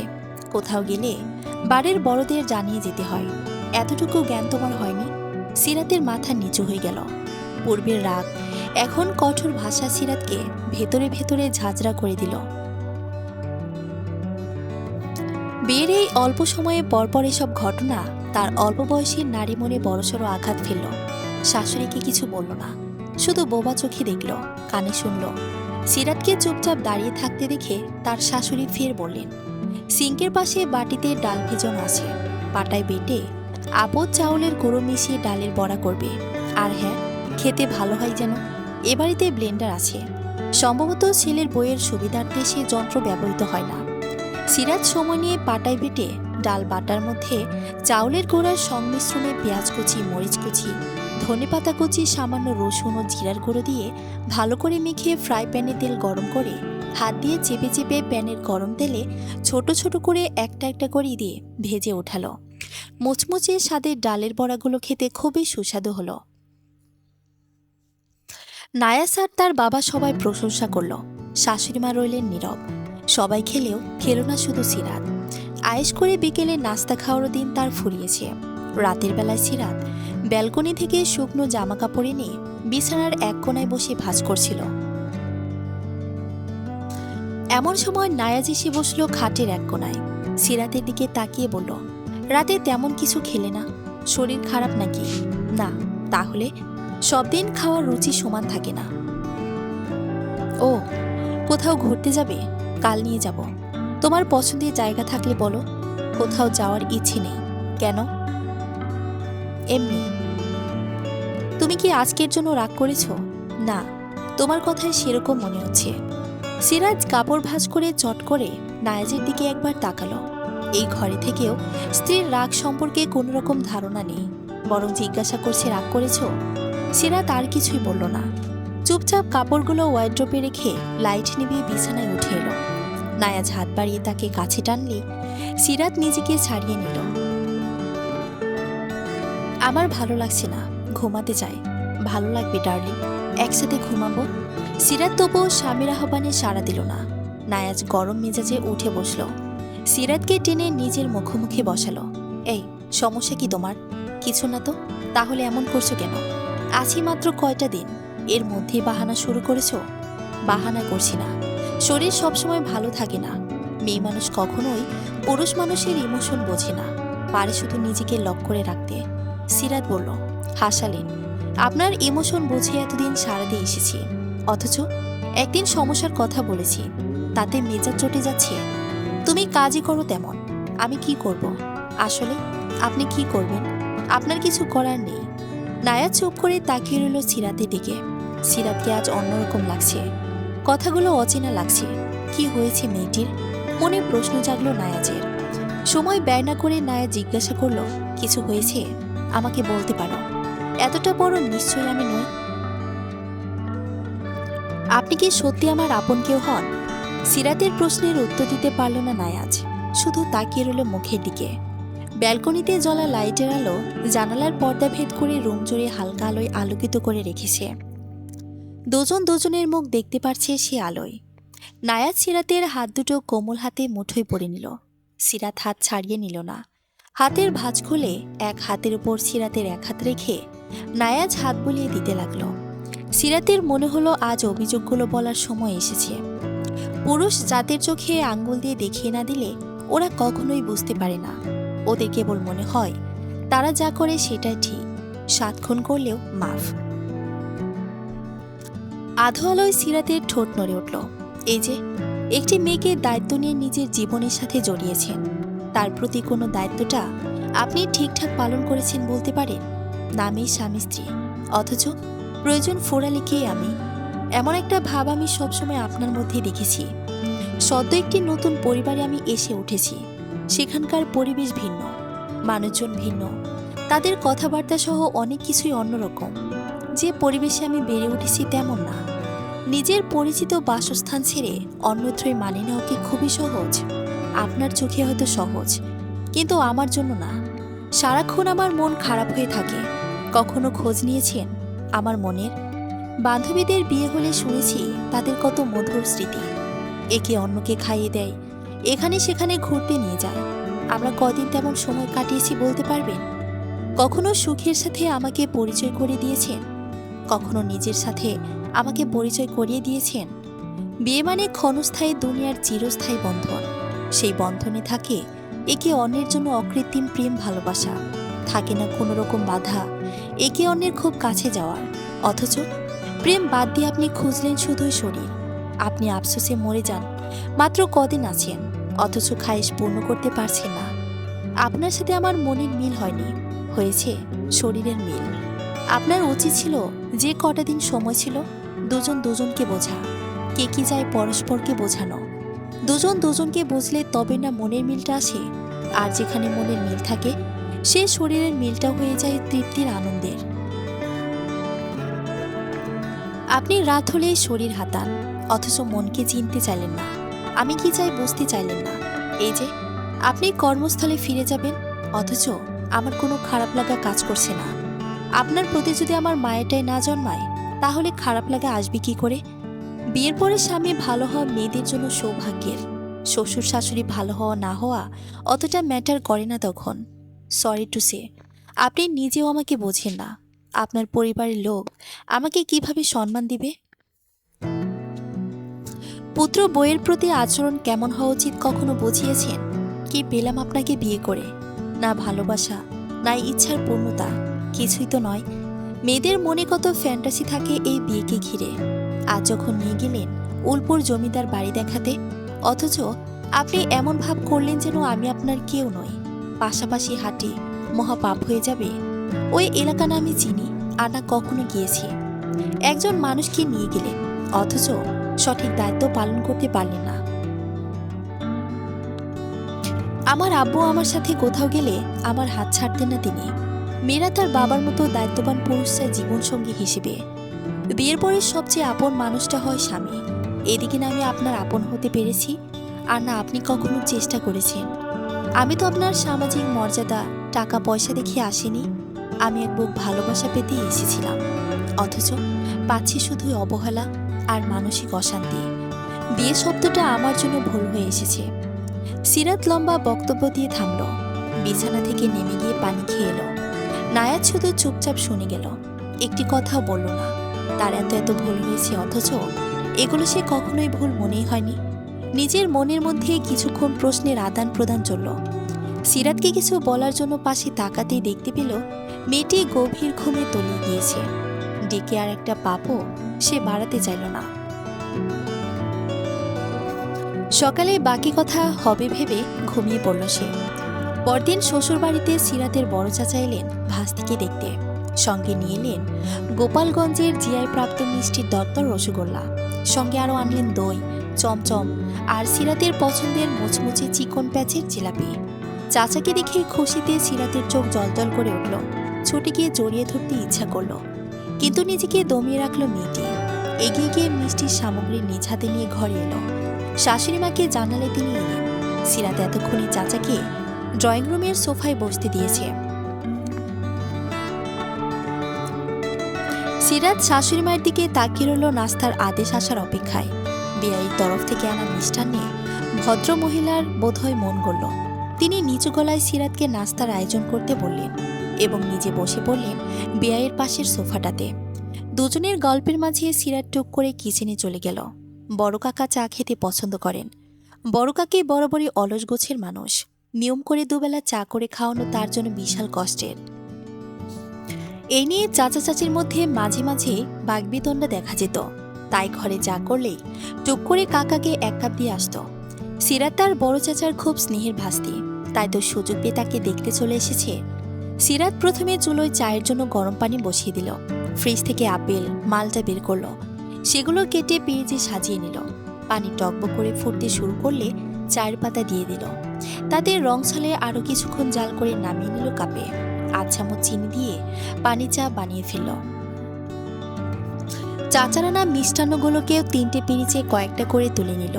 সবকিছু সাজিয়ে বড় ট্রেতে করে ড্রয়িং রুমে টি টেবিলে এনে রাখল। আয়োজন দেখে সিরাতের চাচা রাগ করলেন। এত সব করার কোনো দরকার ছিল না। ভাস্তিকে দেখেই তিনি বাড়ি ফিরবেন। সিরাতের শাশুড়ি বললেন, না না বেয়াই সাহেব, আজ বাড়ি ফিরবেন না। সিরাত, দুপুরে রান্নার আয়োজন শুরু করো। সিরাত আর অপেক্ষা করল না, দ্রুত পায়ে আবারও কিচেনে চলে গেল। চাচার জন্য ভালো মন্দ রান্নার সুযোগ পেয়ে সে দারুণ খুশি হলো। শ্বশুরবাড়িতে নিজের আত্মীয় স্বজন এলে এতটা খুশি অনুভব হয় সেটা সিরাত বিয়ের পরেই বুঝেছে। মনে যেন আনন্দ ধরে না। মিষ্টির প্যাকেট খুলে সিরাত পরপর 2টো রসগোল্লা খেল। এবারের কোনো খাবার সিরাত নিজ হাতে নিজ ইচ্ছায় কখনো খায়নি, তবে আজ খেলো চাচা এনেছেন বলে। কিছুক্ষণ পরে নিজের চাচা রান্নার মিষ্টি খেয়েও সিরাত দ্বিধাদ্বন্দ্বে ভুগতে লাগলো। যদি শাশুড়িমা কিছু মনে করেন, খাবাতে মনে করেন। একবার খাবার টেবিলে ভদ্রমহিলা বলেছিলেন, খাই খাই করা মেয়ে মানুষ তার পছন্দ না। মেয়ে মানুষ খাবে সবার শেষে। এইটুকু পাতে পড়বে, ওটুকুতেই পেট ভরে দুটোই মন ভরাবে। বেশি খাওয়া দাওয়া করা মানুষ তিনি পছন্দ করেন না। সেদিনই সিরাত বুঝে গিয়েছিল ইচ্ছে মতো খাওয়ার দিন তার শেষ। নারীদের এখনো সবার শেষ এটুকু ঝুটা খাওয়ার পক্ষে। যে মহিলা থাকতে পারে তিনি আর যাই হোক নারীদের সম্মান ঠিকমতো দিতে পারেন না। সিরাতের মন প্রস্তুত হতে শুরু করেছিল বাস্তবতা মানতে। নায়াজ অসীমের ও তার পরিবারের বাহ্যিক চাকচিক্য দেখে তার পরিবার যে বড় ভুলটা করেছে তার মাসুল হয়তো এই জীবনের সমস্ত সুখ, ইচ্ছা, অনিচ্ছাকে ত্যাগ করে দিতে হবে। প্রকৃতির নির্মম পরিহাস হয়তো একেই বলে। সিরাতের মন মুহূর্তে অশান্ত হয়ে উঠল।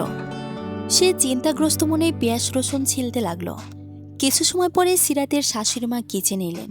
ফ্রিজ থেকে গরুর মাংস, রুই মাছের বড় বড় পিসের প্যাকেট বের করে বড় বলে ভিজিয়ে রাখলেন। সিরাত এ পর্যন্ত দৈনন্দিন টুকটাক মাছ ভাত রান্না করেছে। এখনও তাকে দিয়ে পোলাও, কোরমা, বিরিয়ানির মতো রিচ খাবার রান্না করানো হয়নি। তাই ভদ্রমহিলা সিরাতকে শুধু মাছ বেগুনি ভাজি আর মশলাগুলো রেডি রাখতে বলে চলে গেলেন। আজ সিরাতের কাজের হাত চলছিল বেশ দ্রুত। হয়তো নিজের চাচা এসেছে বলেই তার কাজের আনন্দ আর জোর দুটোই বেড়েছে। সিরাত শাশুড়ির ব্যবহারে মনে মনে খুশি হয়েছে। বিয়ের 1 মাসে শাশুড়ির যে ব্যবহার সে পেয়েছে তাতে ভেবেছিল চাচার কপালে ডিম ভাজি আর ফার্মের মুরগি ঝোল পাতে উঠতেও পারে। না হলে অবাক হতো না। নায়ের গেলে সিরাত নতুন জামাই এবং আগত মেহমানদের একদিনব্যাপী আদর আপ্যায়নের ভার নিয়েছিলেন সিরাতের বড় চাচা নিজে। বাজারের বড় মাছটা, গরুর রানীর থেকে দেখে ভালো মাংসটুকু, দেশি হাঁসের ডিম, পালের মোরগটা সেবার নায়াজের রিজিকে জুটেছিল। জামাইকে এত আদর করা চাচা সে যদি মেয়ের শ্বশুর বাড়িতে এসে এতটুকু সম্মান আপ্যায়ন না পান তাহলে সেটা নিঃসন্দেহে সিরাতের জন্য হয়তো ভীষণ দুঃখের, অপমানের। নায়াজ সকালে খেয়ে বেরিয়েছে। সিরাতের সাথে কথা টথা হয়নি। সিরাত সকালে ঘুম থেকে উঠে টেবিলে খাবার দেওয়া আগ পর্যন্ত পুরোটা সময় থাকে কিচেনে। রান্না করা, এটো থালা বাসন ধোয়া, তারপর কিচেন পরিষ্কার করা, এসব করতে করতে বেলা উঠে যায়। এক ফালি রোদ কিচেনের দেয়ালে উকি ঝুঁকি দেয়। সে যে বেরিয়েছে এরপর আর ভদ্রলোকের খবর হয়নি। সিরাতের চাচা বেশ কয়েকবার জামাইয়ের কথা জিজ্ঞাসা করেছেন। সিরাত নিজে থেকে কোনো কল বা মেসেজ করেনি, করতে ইচ্ছে করেনি। কেমন যেন ভোরের কুয়াশার মতো ঝাপসা সম্পর্ক।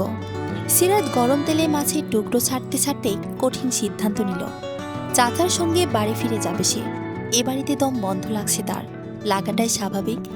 স্বামী মানুষটা যেভাবে পরের মতো ব্যবহার করে সেখানে না থাকার ইচ্ছা মনে জন্মাতেই পারে। বেলা গড়িয়ে দুপুর হলো। জোহরের আজান হলে সিরাত চাচা বিয়ারের সাথে গিয়ে বাড়ির কাছের মসজিদ থেকে নামাজ পড়ে এলেন। সে সময় দেখা হয়েছে আরও 2 জন বেয়ারের সাথে। টুকটাক কথা টথা হয়েছে। সিরাত কিচেনে কাজ শেষ করে তাড়াহুড়ো করে গোসল করে নিল। মাথায় ওড়না টেনে টেবিলের এক কোণায় বসে কচি কচি করে শসা আর টমেটো কেটে নিল। তাতে কিছু পেঁয়াজ মরিচের কচি দিয়ে সরিষার তেল মিশিয়ে একটা সালাদ বানিয়ে ফেলল। এরকম মাখা সালাদ গরম ভাতের সাথে খেতে বেশ মজা লাগে। এ বাড়িতে এটা চলে। মেহমানের সাথে সিরাতের শ্বশুরকেও খেতে দেওয়া হলো। সিরাতের চাচা বারবার করে জামাইয়ের কথা বলতে লাগলেন। দেখা না হয় বেশ আফসোস দেখা গেল ভদ্রলোকের মধ্যে। পুরুষদের খাওয়া শেষ হলে সবকিছু গুছিয়ে রেখে সিরাত শাশুড়ি মায়ের সাথে খেতে বসল। পরিমাণে কম খায় সিরাত। তুলনামূলক কম খাওয়া তার অভ্যেস হলেও এ বাড়িতে সেই কমের পরিমাণ খানিকটা আরও বেড়েছে। সিরাতের খাওয়ার দিকে শাশুড়ি মা নজর দিলেন। মাছের পেটিটা নিজে বেড়ে দিলেন। সিরাত না করে উঠল। সেটা কোনোরকম শেষ করতেই গরুর গোশত উঠিয়ে দিলেন। সিরাত ভরপুর খেল। পাতে দেওয়া খাবার ফেলে দিতে না পারায় এবেলা গলা অবধি খাওয়া হয়েছে তার। বেলা একটু নেমে আসতেই সিরাতের চাচা বাড়ি যাওয়ার কথা জানালেন।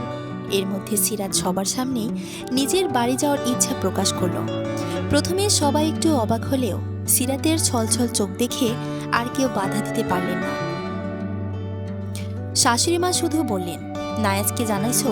জি না, আপনি বলে দিন। এরপর আর কেউ কিছু বলেনি তাকে।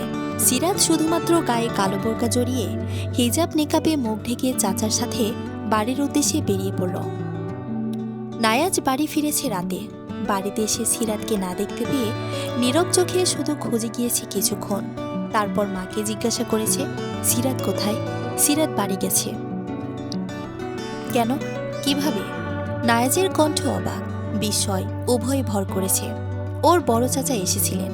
চাচাকে দেখে হয়তো বাড়ির কথা মনে পড়েছে। তুই সারাদিন কোথায় ছিলি? শ্বশুর বাড়ি থেকে মেহমান এলো, অথচ জামাইয়ের দেখা পেল না। এটা কি ভালো দেখালো? নায়াজ জানালো তার বন্ধুর অ্যাক্সিডেন্ট হয়েছে, তাকে নিয়ে ছোটাছুটি করতে হয়েছে। বিষয়টি অনাকাঙ্ক্ষিত, তাই কাউকে জানাতে পারেনি। এরপর মা আর একটা প্রশ্ন না করে খাবার বেড়ে দিলেন। নায়াজ চুপচাপ খেতে বসল। সারাদিন খাওয়া হয়নি। বাইক অ্যাক্সিডেন্টে মাথায় আঘাত লেগেছে, অবস্থা গুরুতর, রক্ত গিয়েছে অনেক। সারাদিন ব্যাপী পরিশ্রম, ছোটাছুটিতে নায়াজকে বড্ড ক্লান্ত দেখালো। ক্ষুধার্ত থাকা সত্ত্বেও খাবার গলা দিয়ে নামল না। যতটা না বন্ধুর জন্য, তার থেকে বেশি সিরাতের জন্য। মনের মধ্যে বারবার একটি প্রশ্ন ঘুরপাক খেতে লাগলো, মেয়েটি কি বেশি কষ্ট পেল? সে কি অন্যায়ের পরিমাণটা ভারী করে ফেলেছে? ভাতের থালায় আঙ্গুলের নড়াচড়া চললেও দুই একবারের বেশি খেতে পারল না। হাত ধুয়ে উঠে পড়ল। সিরাতকে পেয়ে মা বাবা ভাই বোন সবাই খুশি। জামাই না আসায় দু চারটে প্রশ্নের সম্মুখীন হলেও সিরাতকে সবাই খুশির সাথে বরণ করল। ফায়জা নানান গল্প জড়িয়ে দিল। হাসি আনন্দ কোলাহলে দ্রুত সময় কেটে গেল।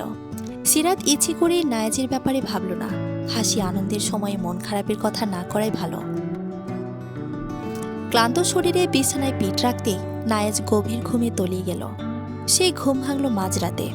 হাতের পাশের মানুষটাকে না পেয়ে ধরফরিয়ে উঠে বসল। চোখ কচলে চারদিক তাকাতে দেখল কোথাও সে নেই। মনে পড়ল সে তো বাড়িতেই নেই, সেখানে রুমে থাকবে কি করে? আচমকা নায়াজকে শূন্যতায় ঘিরে ধরল। ইচ্ছা করল সিরাতকে কাছে পাবার, জড়িয়ে ধরার অনুভূতিটুকু ধরা দিল মনে। অথচ একই ঘরে পাশাপাশি শুয়ে আয়োজন করে বুক ভরা অনুভূতি নিয়ে জড়িয়ে ধরা হয়নি। তবে কি প্রিয়জনের অনুপস্থিতিতে তাকে ঘিরে সব অনুভূতি প্রবল হয়? আজকে রাত বড় দীর্ঘ, যেন ফোরাতেই চায় না। একটি প্রাণ ছটফট করতে করতে অপেক্ষা করতে লাগলো কখন ভোরের আলো ফুটবে, জগতের সব কালো মিলিয়ে গিয়ে আলো হয়ে ধরা দিবে রাত পেরিয়ে দিন। এই কথাটা তুই আমাকে কেন বলছিস? সব কথা তোর সাথে শেয়ার করেছি, আর তুই কি না আমাকে একটাবার জানালি না? সিরাত মন খারাপ খুলে কথাগুলো বলল। সবচেয়ে কাছের বান্ধবী, কাজের মেয়েটাই ফায়জা। তার প্রেমের খবর হঠাৎ করে শুনলে মন খারাপ হওয়াটাই স্বাভাবিক। ফায়জা সিরাতের হাত ধরে বসেছিল পুকুর ঘাটে। সিরাত হাত ছড়িয়ে দিল, সর, আমাকে ধরবি না। তোরা সবাই আমাকে পর করে দিয়েছিস। আগে একটা প্রপোজ পেলে আমাকে জানা দিস, আর এখন একেবারে প্রেম টেম করে ফেলেছিস, অথচ আমাকে এখন জানতে হচ্ছে। ফায়জা বলল, আরে রেগে যাচ্ছিস কেন? সব কথা কি মোবাইলে বলা যায়? তাছাড়া এখন তুই শ্বশুর বাড়িতে থাকিস, ভাইয়াও বাড়িতে। আমি কি সব পার্সোনাল কথা যখন তখন বলতে পারি? হয়েছে, আর অজুহাত দিতে হবে না। তা ভদ্রলোককে? সিরাতের প্রশ্নে ফায়জার মুখটা লাজে ভরে উঠল। সকালের নরম রোদ এসে পড়েছে তার চোখে মুখে, ফলে উজ্জ্বল মুখটা আরেকটু উজ্জ্বল হয়ে উঠেছে। সিরাত গায়ে হালকা ধাক্কা দিয়ে বলল, বলতে এত লজ্জা? প্রেম করার সময় এত লজ্জা কোথায় ছিল?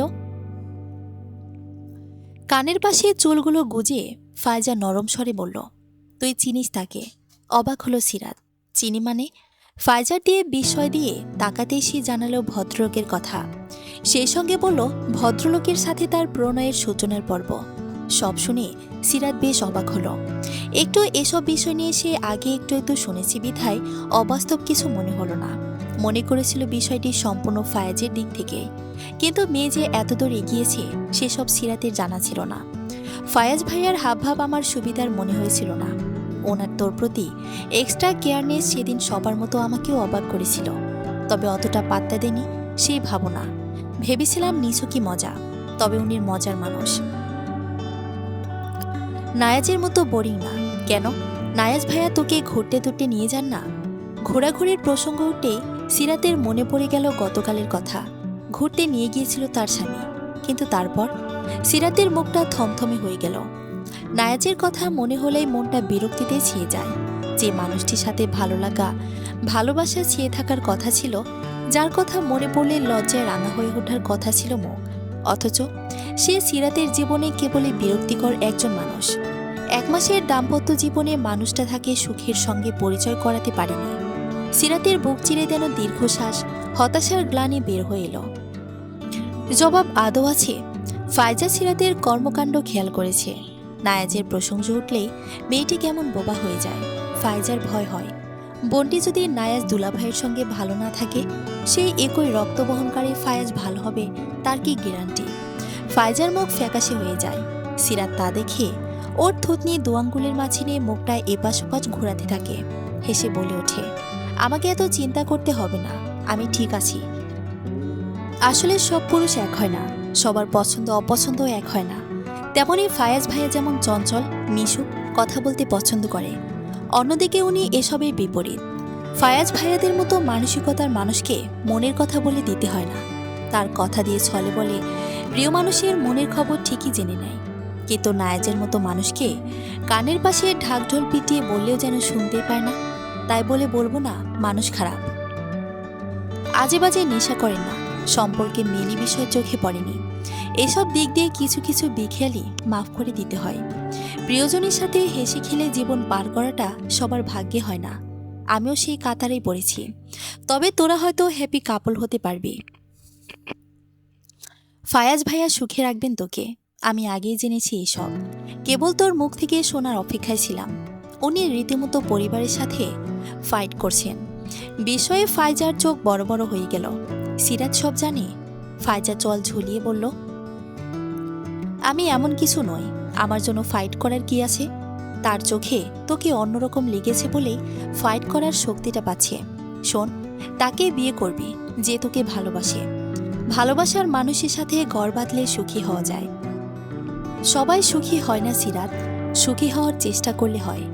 প্রথম দিনের মতোই ভালোবাসাটাকে জিয়ে রাখার আপ্রাণ চেষ্টা করতে হয়। ভালোবাসার সম্পর্কের ফাঁকফোকর দিয়ে পালাবার চেষ্টা করে, সেই সুযোগ দিবি কেন? তুই সুখী তো? সুখের অনেক সংজ্ঞা হয় ফায়জা, তুই কোন সুখের কথা বলছিস? ভাইয়া তোকে ভালোবাসেন তো? বিবাহিত জীবনে সুখী তো? বলা যায়। তুই ঘুরিয়ে পিছিয়ে বলছিস। সোজাসুজি বলতে কি হয়? যেভাবে বলি বলছি তো।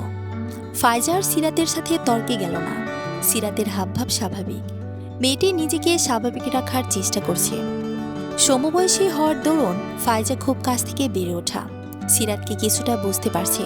তাই তো বারবার সুখী আছে কিনা একই প্রশ্ন করছে। কিন্তু মেয়েটি উত্তর দিচ্ছে কেমন অদ্ভুতভাবে। স্বামী নামে মন্দ কথাও বলছে না, আবার খুব রসালো আলাপও তাকে নিয়ে করছে না। কিছু তো একটা হয়েছে, না হলে তাকে রেখে এভাবে চলে আসতো না। স্বামীর ভালোবাসা পেলে মেয়েরা তার কাছ থেকে ছাড়া হতে চায় না। অথচ সিরাতকে দেখে মনে হচ্ছে না নায়াজকে তার বিশেষ মনে পড়ছে। সকালের ঝলমলে রোদ পুকুরের পানিতে এসে পড়েছে, এতে পানি ঝিকিমিকি করছে। সিরাত পুকুরের শান্ত পানির দিকে তাকিয়ে আছে। ফায়জা কখন তার পাশ থেকে সরে গিয়েছে মেয়েটি একটুও বুঝতে পারেনি। হঠাৎই পাশে আরেকজনের উপস্থিতি সিরাত তখনও বুঝতে পারেনি। চোখ পানির দিকে রইলেও মনে চলছে বহু ভাবনা চিন্তার আলাপন। নিশ্চয়ই আমার কথা ভাবছ? পুরুষ কণ্ঠ কানে যেতেই সিরাত পাশ ফিরে তাকায়। অদূরে একজন বসে আছে, চোখে নজর তার দিকে, মুখ হাসি হাসি। সিরাত নজর ঘুরিয়ে ফায়জাকে চারপাশে খুঁজল। মেয়েটি পুরুষটাকে এখানে বসিয়ে নিজের নিরাপদ দূরত্বে সরে গেছে। সিরাতের রাগ হলো, মুখ ঘুরিয়ে আবারও পানির দিকে তাকালো। নায়াজ একটু হতাশ হলো না। বউ তাকে দেখে খুশিতে জড়িয়ে ধরবে এই ভাবনা নিয়ে সে আসেনি। তবে সুখ দুঃখে যেন জড়িয়ে ধরতে পারে, সে সুযোগ এবার তাদের হবে। নায়াজ যে ভুল এতদিন অজান্তেই করে এসেছে, এবার তা শুধরানোর পালা। না হলে যে বড় অন্যায় হয়ে যাবে মেয়েটির প্রতি।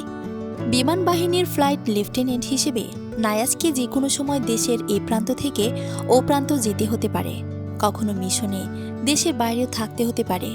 একটা দীর্ঘমেয়াদী দূরত্ব তাদের সংসার জীবনে থাকবে। সিরাত থাকবে গোপালগঞ্জে পড়ে, তাকে থাকতে হবে সামরিক যে কোনো প্রয়োজনে যেখানে সেখানে। সৈনিকদের জীবন তো এমনই, এখনো বেশ কিছুদিন হাতে ছুটি আছে। এই সুযোগে যদি বইয়ের মন জয় না করতে পারে, তবে এ জীবন নায়াজ ওয়াসিমের জন্য ভীষণ ব্যর্থতার। তাই তো সকাল হতে না হতে শ্বশুরবাড়িতে চলে এসেছে এ বাড়িতে একেবারে নিজের করে নেওয়া আত্মীয়টির খোঁজে। সঙ্গে এনেছে বড় বড় সাইজের ইলিশ, কাতল রুই, এনেছে রসগোল্লা, চমচম দই। সাত সকালে জামাইকে দেখে সিরাতের মা অবাক হলেও খুশি হয়েছে ভীষণ। মেয়ের লেজ ধরে জামাই শীঘ্রই শ্বশুরবাড়িতে হাজির হবে এ কথা সিরাতের ছোট চাচি আগেই বলে রেখেছিলেন।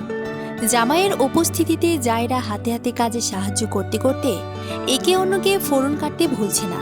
নতুন বিয়ে, নতুন জামাই বউ, একে অন্যকে চোখে হারাবে এটাই তো স্বাভাবিক। বরং জামাই না এলে আরও চিন্তার বিষয় হতো। নায়াজ পুকুর ঘাটে বসে আছে, শ্বশুর শাশুড়ির সাথে কুশল বিনিময় করে মনে মনে সিরাতকে খুঁজছিল। তাই তো জামাই আপ্যায়নে কিছুটা বিরতি দিয়ে নায়াজকে ছোট্ট শ্যালকের হাত ধরে দিয়েছিলেন শাশুড়ি মা।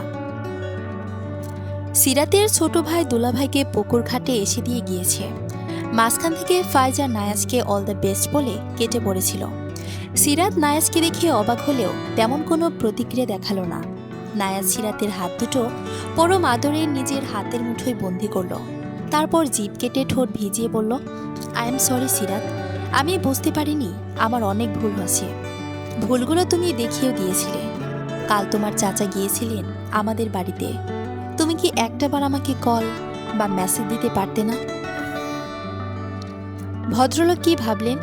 সিরাত প্রত্যুত্তরে বলল, আমি ভেবেছিলাম আপনি ফিরে আসবেন, কিন্তু সকালে বের হয়ে দুপুর গড়িয়ে বিকেলেও যে আপনার ফেরার সময় হবে না অতটা আমি বুঝতে পারিনি।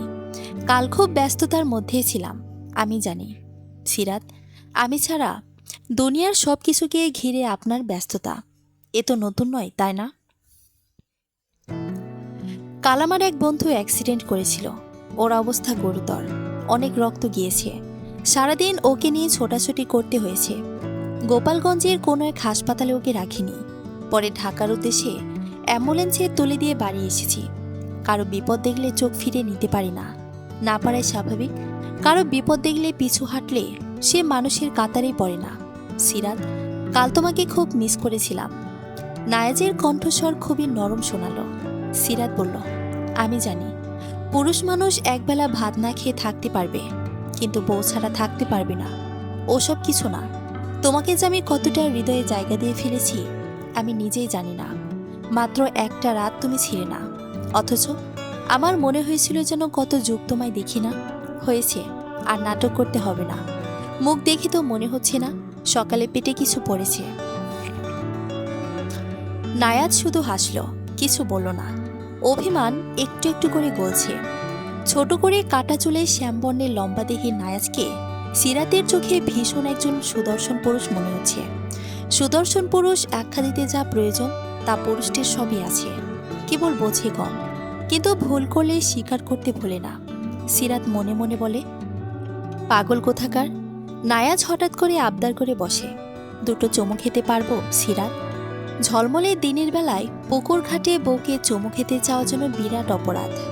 সিরাতের চোখ মুখ অন্তত সেটাই বলছিল। কয়েক সেকেন্ড মেয়েটি কথাই বলতে পারল না। বোধ ফিরে পেতেই নায়াজের হাতে ছোট্ট করে কিল বসিয়ে দিল। যা অসভ্য, ইতর প্রজাতির পুরুষ। নায়াজ সিরাতের কানের লতিতে ঠোঁট ছুঁয়ে বলল, তোমারই তো। সূর্য যখন মধ্য আকাশে পুকুরে স্বচ্ছ পানিতে, তখন এক দম্পতি সাঁতার কাটছে। মুখে রোদ পড়ায় চোখে মুখে লেপটে থাকা পানি আয়নার মতো চকচক করছে। 42 ডিগ্রি তাপমাত্রায় পরিবেশ, জনজীবন যখন প্রচণ্ড গরমে হাঁপিয়ে উঠেছে, তখন পুকুরের পানিতে দীর্ঘ সময় ডুবে ডুবে গোসলের মাঝে অন্যরকম শান্তি কাজ করে। চরম উষ্ণতার দিনে সেই শান্তিটুকু স্বামী স্ত্রী মিলে একসঙ্গে উপভোগ করছে তারা। সিরাতের পরনে সাদামাটা বাটিক প্রিন্টের একটি কামিজ সেট, মাথার ওড়না কোমরে গোজা, চুলগুলো এলোমেলো হয়ে পানিতে ভেসে বেড়াচ্ছে।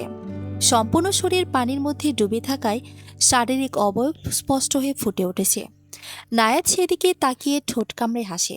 সিরাত প্রথমে ভ্রু কুঁচকে তাকিয়ে থাকে সেদিকে, পর মুহূর্তেই নিজের দিকে তাকাতেই হাসির কারণ খুঁজে পায়। লজ্জায় রাঙা হয়ে ওঠে মুখটা। দুহাতে আজলা ভরে পানি উঠে নায়াজের দিকে ছুঁড়ে মারে। নায়াজ খিলখিল করে হেসে ওঠে। সিরাত তাতেও লজ্জা পায়। তবে এবার সে স্থির হয়ে তাকিয়ে থাকে স্বামীর মুখপানে। নায়াজকে এই প্রথম প্রাণ খুলে হাসতে দেখে সে। দেখতে ভারী সুন্দর লাগছে। যে মানুষগুলো সচরাচর আওয়াজ করে হাসে না, হঠাৎ করে হাসলে দেখতে তাদের অন্যরকম সুন্দর লাগে। নায়াজের বেলাও সেটাই ঘটেছে। নায়াজের শ্যামবর্ণের দীর্ঘকায় শরীরে সাদা রঙের পাতলা স্যান্ডো গেঞ্জিটা আটসাট হয়ে লেগে আছে। সাদা গেঞ্জি আর নীল সাদার মিশেলের চেক লুঙ্গিতে তাকে পুরোদত্তর বাঙালি পুরুষ লাগছে। বড় পুকুরটাতে তারা দুজন ব্যতীত আপাতত কেউ নেই। নতুন জামাই আর মেয়েকে গোসলের জন্য ছেড়ে দেওয়া হয়েছে। নায়াজ হঠাৎ করে জিজ্ঞাসা করল, সিরাত, তুমি আমার সামনেও এত লজ্জা পাও কেন? আমি কি পরপুরুষ? সিরাত চোখ নামিয়ে ফেলল। এ প্রশ্নের উত্তর দেবে কি? লজ্জায় যে নারী শিরায় শিরায় বহন করে। নায়াজ প্রশ্নের উত্তর পেল না, তবে মোটেও দূরত্ব না রেখে সিরাতের একদম মুখোমুখি গিয়ে দাঁড়ালো। দুহাতে কোমর জড়িয়ে ধরে বলল, এত লজ্জা কই থেকে আসে? লজ্জার গোডাউন সম্পর্কে আমাকেও জানাও, আমি একটু লজ্জা টজ্জা পাওয়া শিখি। নায়াজের হাত কোমরে গিয়ে থেমে থাকেনি, আঙ্গুলগুলো অবাধে আশাপাশে ঘোরাঘুরি করছে। সিরাতের শিহরণে কেঁপে কেঁপে উঠছে, হৃদস্পন্দন দ্রুত বেগে ওঠানামা করছে। সিরাত কষ্টসাধ্যে কোমর থেকে নায়াজের হাত দুটো সরিয়ে দিল। আপনি এমন করতে থাকলে আমি কিন্তু পানি থেকে উঠে যাব। দিন দুপুরে পুকুরে এসব কি করছেন? লোকে দেখলে কি বলবে? কেউ নেই তো। নায়াজের নির্বিকার উত্তর, কেউ নেই থাকতে কতক্ষণ? এটা পাবলিক প্লেস, যখন তখন চাচারা চলে আসতে পারেন। সবাই তো আর জানে না পুকুরে আপনি আমি আছি। আপাতত কেউ নেই, আর একটু কাছে আসো। বেশি না, শুধু দুটো চুমো দেব। সিরাত রেগে মেগে আগুন হয়ে গেল। মানুষটা এত লাগাম ছাড়া হয়েছে কেন? কিচ্ছু বোঝে না, কিছু শোনেও না, নিজের মন মর্জি মতো চলবে। সিরাতের রাগান্বিত মুখ দেখে নায়াজের দুই গালে পরপর দুটো চুমো বসিয়ে দেয়। আমি নাকি রোমান্টিক না, মন বুঝি না? একটু আদর করতে গেলে এত রাগ আসে কেন? সিরাত আর কিছু বলল না, হাল ছেড়ে দিল। প্রসঙ্গ বদলাতে তারপর বলল, আমি সাঁতারে তেমন পটু না। আমাকে আপনার সঙ্গে করে পুকুর ঘোরাবেন, তখন কাছে আসা লাগবে না, শরীরের সাথে শরীর লাগবে না, লোকে দেখবে না। খোঁচা দিচ্ছেন না, তোমার কথা তোমাকে ফিরিয়ে দিচ্ছি। নাওয়াজ সাঁতারে পটু, বিমান বাহিনীর 6 মাস ব্যাপী ট্রেনিংয়ে তাদের সব বিষয়ে পারদর্শী করে তুলেছে। ডুব সাঁতার, চিত সাঁতার এসব কোনো ব্যাপারই না তার জন্য। নায়াজের দুই বাহুতে আঁকড়ে ধরে সিরাত পুকুর ভরে ঘুরে বেড়ালো। মাঝে মাঝে ছোট ছোট চুমুইকে দিল নায়াজের খোঁচা খোঁচা দাড়ি ভর্তি গালে। স্ত্রীর কর্মকাণ্ডে নায়াজ নিঃশব্দে হাসল। মেয়ে মানুষের মন বোঝা দেয়, নিজে কাছে আসবে, ছোবে, কিন্তু অপরজন কিছু বললে বা করলে শুরু হয়ে যায় যত বাহানা। বেশ অনেকটা সময় তারা গোসল করল। দুপুরে কাতলা মাছের কালিয়া, চিংড়ি মাছের মালাইকারি, ইলিশের দো পেঁয়াজা আর দেশি মুরগির রোস্ট, গরুর কলিজা ভুনা, খাসির রেজালা আর প্লেন পোলাও নিয়ে নায়াজের লাঞ্চ হলো ভরপুর। শাশুড়ি মায়ের আদরে আপ্যায়ন গলা অব্দি খেয়ে নায়াজের মনে হলো একবেলাতে ওয়েট বেড়ে গিয়েছে 500 গ্রাম। খেয়ে উঠতে গিয়ে নিজেকে হাতির মতো ভারী মনে হলো। শেষে ডেজার্টের ঘন দুধের পায়েস আর ছানার রসগোল্লা পরে খাবো বলে 1 পা 2 পা করে খাবার ঘর থেকে তাকে কেটে পড়তে হয়েছে। শ্বশুরবাড়ির আদর আপ্যায়ন দারুণ মজার, কিন্তু এসবের জন্য তার পেটটা আর একটু বড় করতে হবে। নায়াজ ভারী লাঞ্চের পর আধশোয়া হয়ে বিশ্রাম নিচ্ছিল। সিরাত ঘরে এলে তাকে সবকিছু গোছগাছ করে রেডি হতে বলল। সিরাত অবাক কণ্ঠে বলল, কেন, যেতে হবে না এখনই?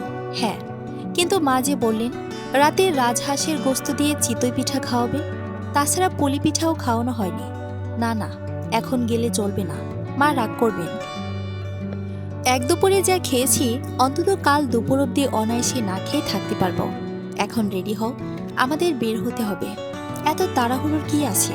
আছে, বুঝেছি। ফ্রেন্ডরা কল করছে না মিসেস? এই একটা সপ্তাহ শুধু আমাদের দুজনের। সিরাত নায়াজের হেয়ালি বুঝল না, তবে রেডি হয়ে গেল।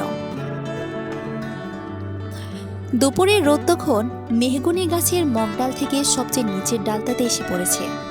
সকলের আপত্তির মুখে নায়াজ সিরাতকে নিয়ে বেরিয়ে পড়ল। গাড়ি বাড়ির পথে না গিয়ে হাইওয়ের দিকে এগোলে সিরাত জিজ্ঞাসা করল, এদিকে যাচ্ছেন কেন? আমরা বাড়ি যাচ্ছি না? না, তাহলে? আপাতত আমাদের গন্তব্য ঢাকা। কেন? কেন আবার? আমরা ঘুরব। আজ ঢাকা গিয়ে পৌঁছালে কাল সারাদিন ঘরে ফিরে শপিং করব। এরপর আমাদের গন্তব্য হবে চট্টগ্রামের কক্সবাজার। হঠাৎ এই সিদ্ধান্ত? আমাকে এত কিছু জানালেন না, এখন জানছো তো?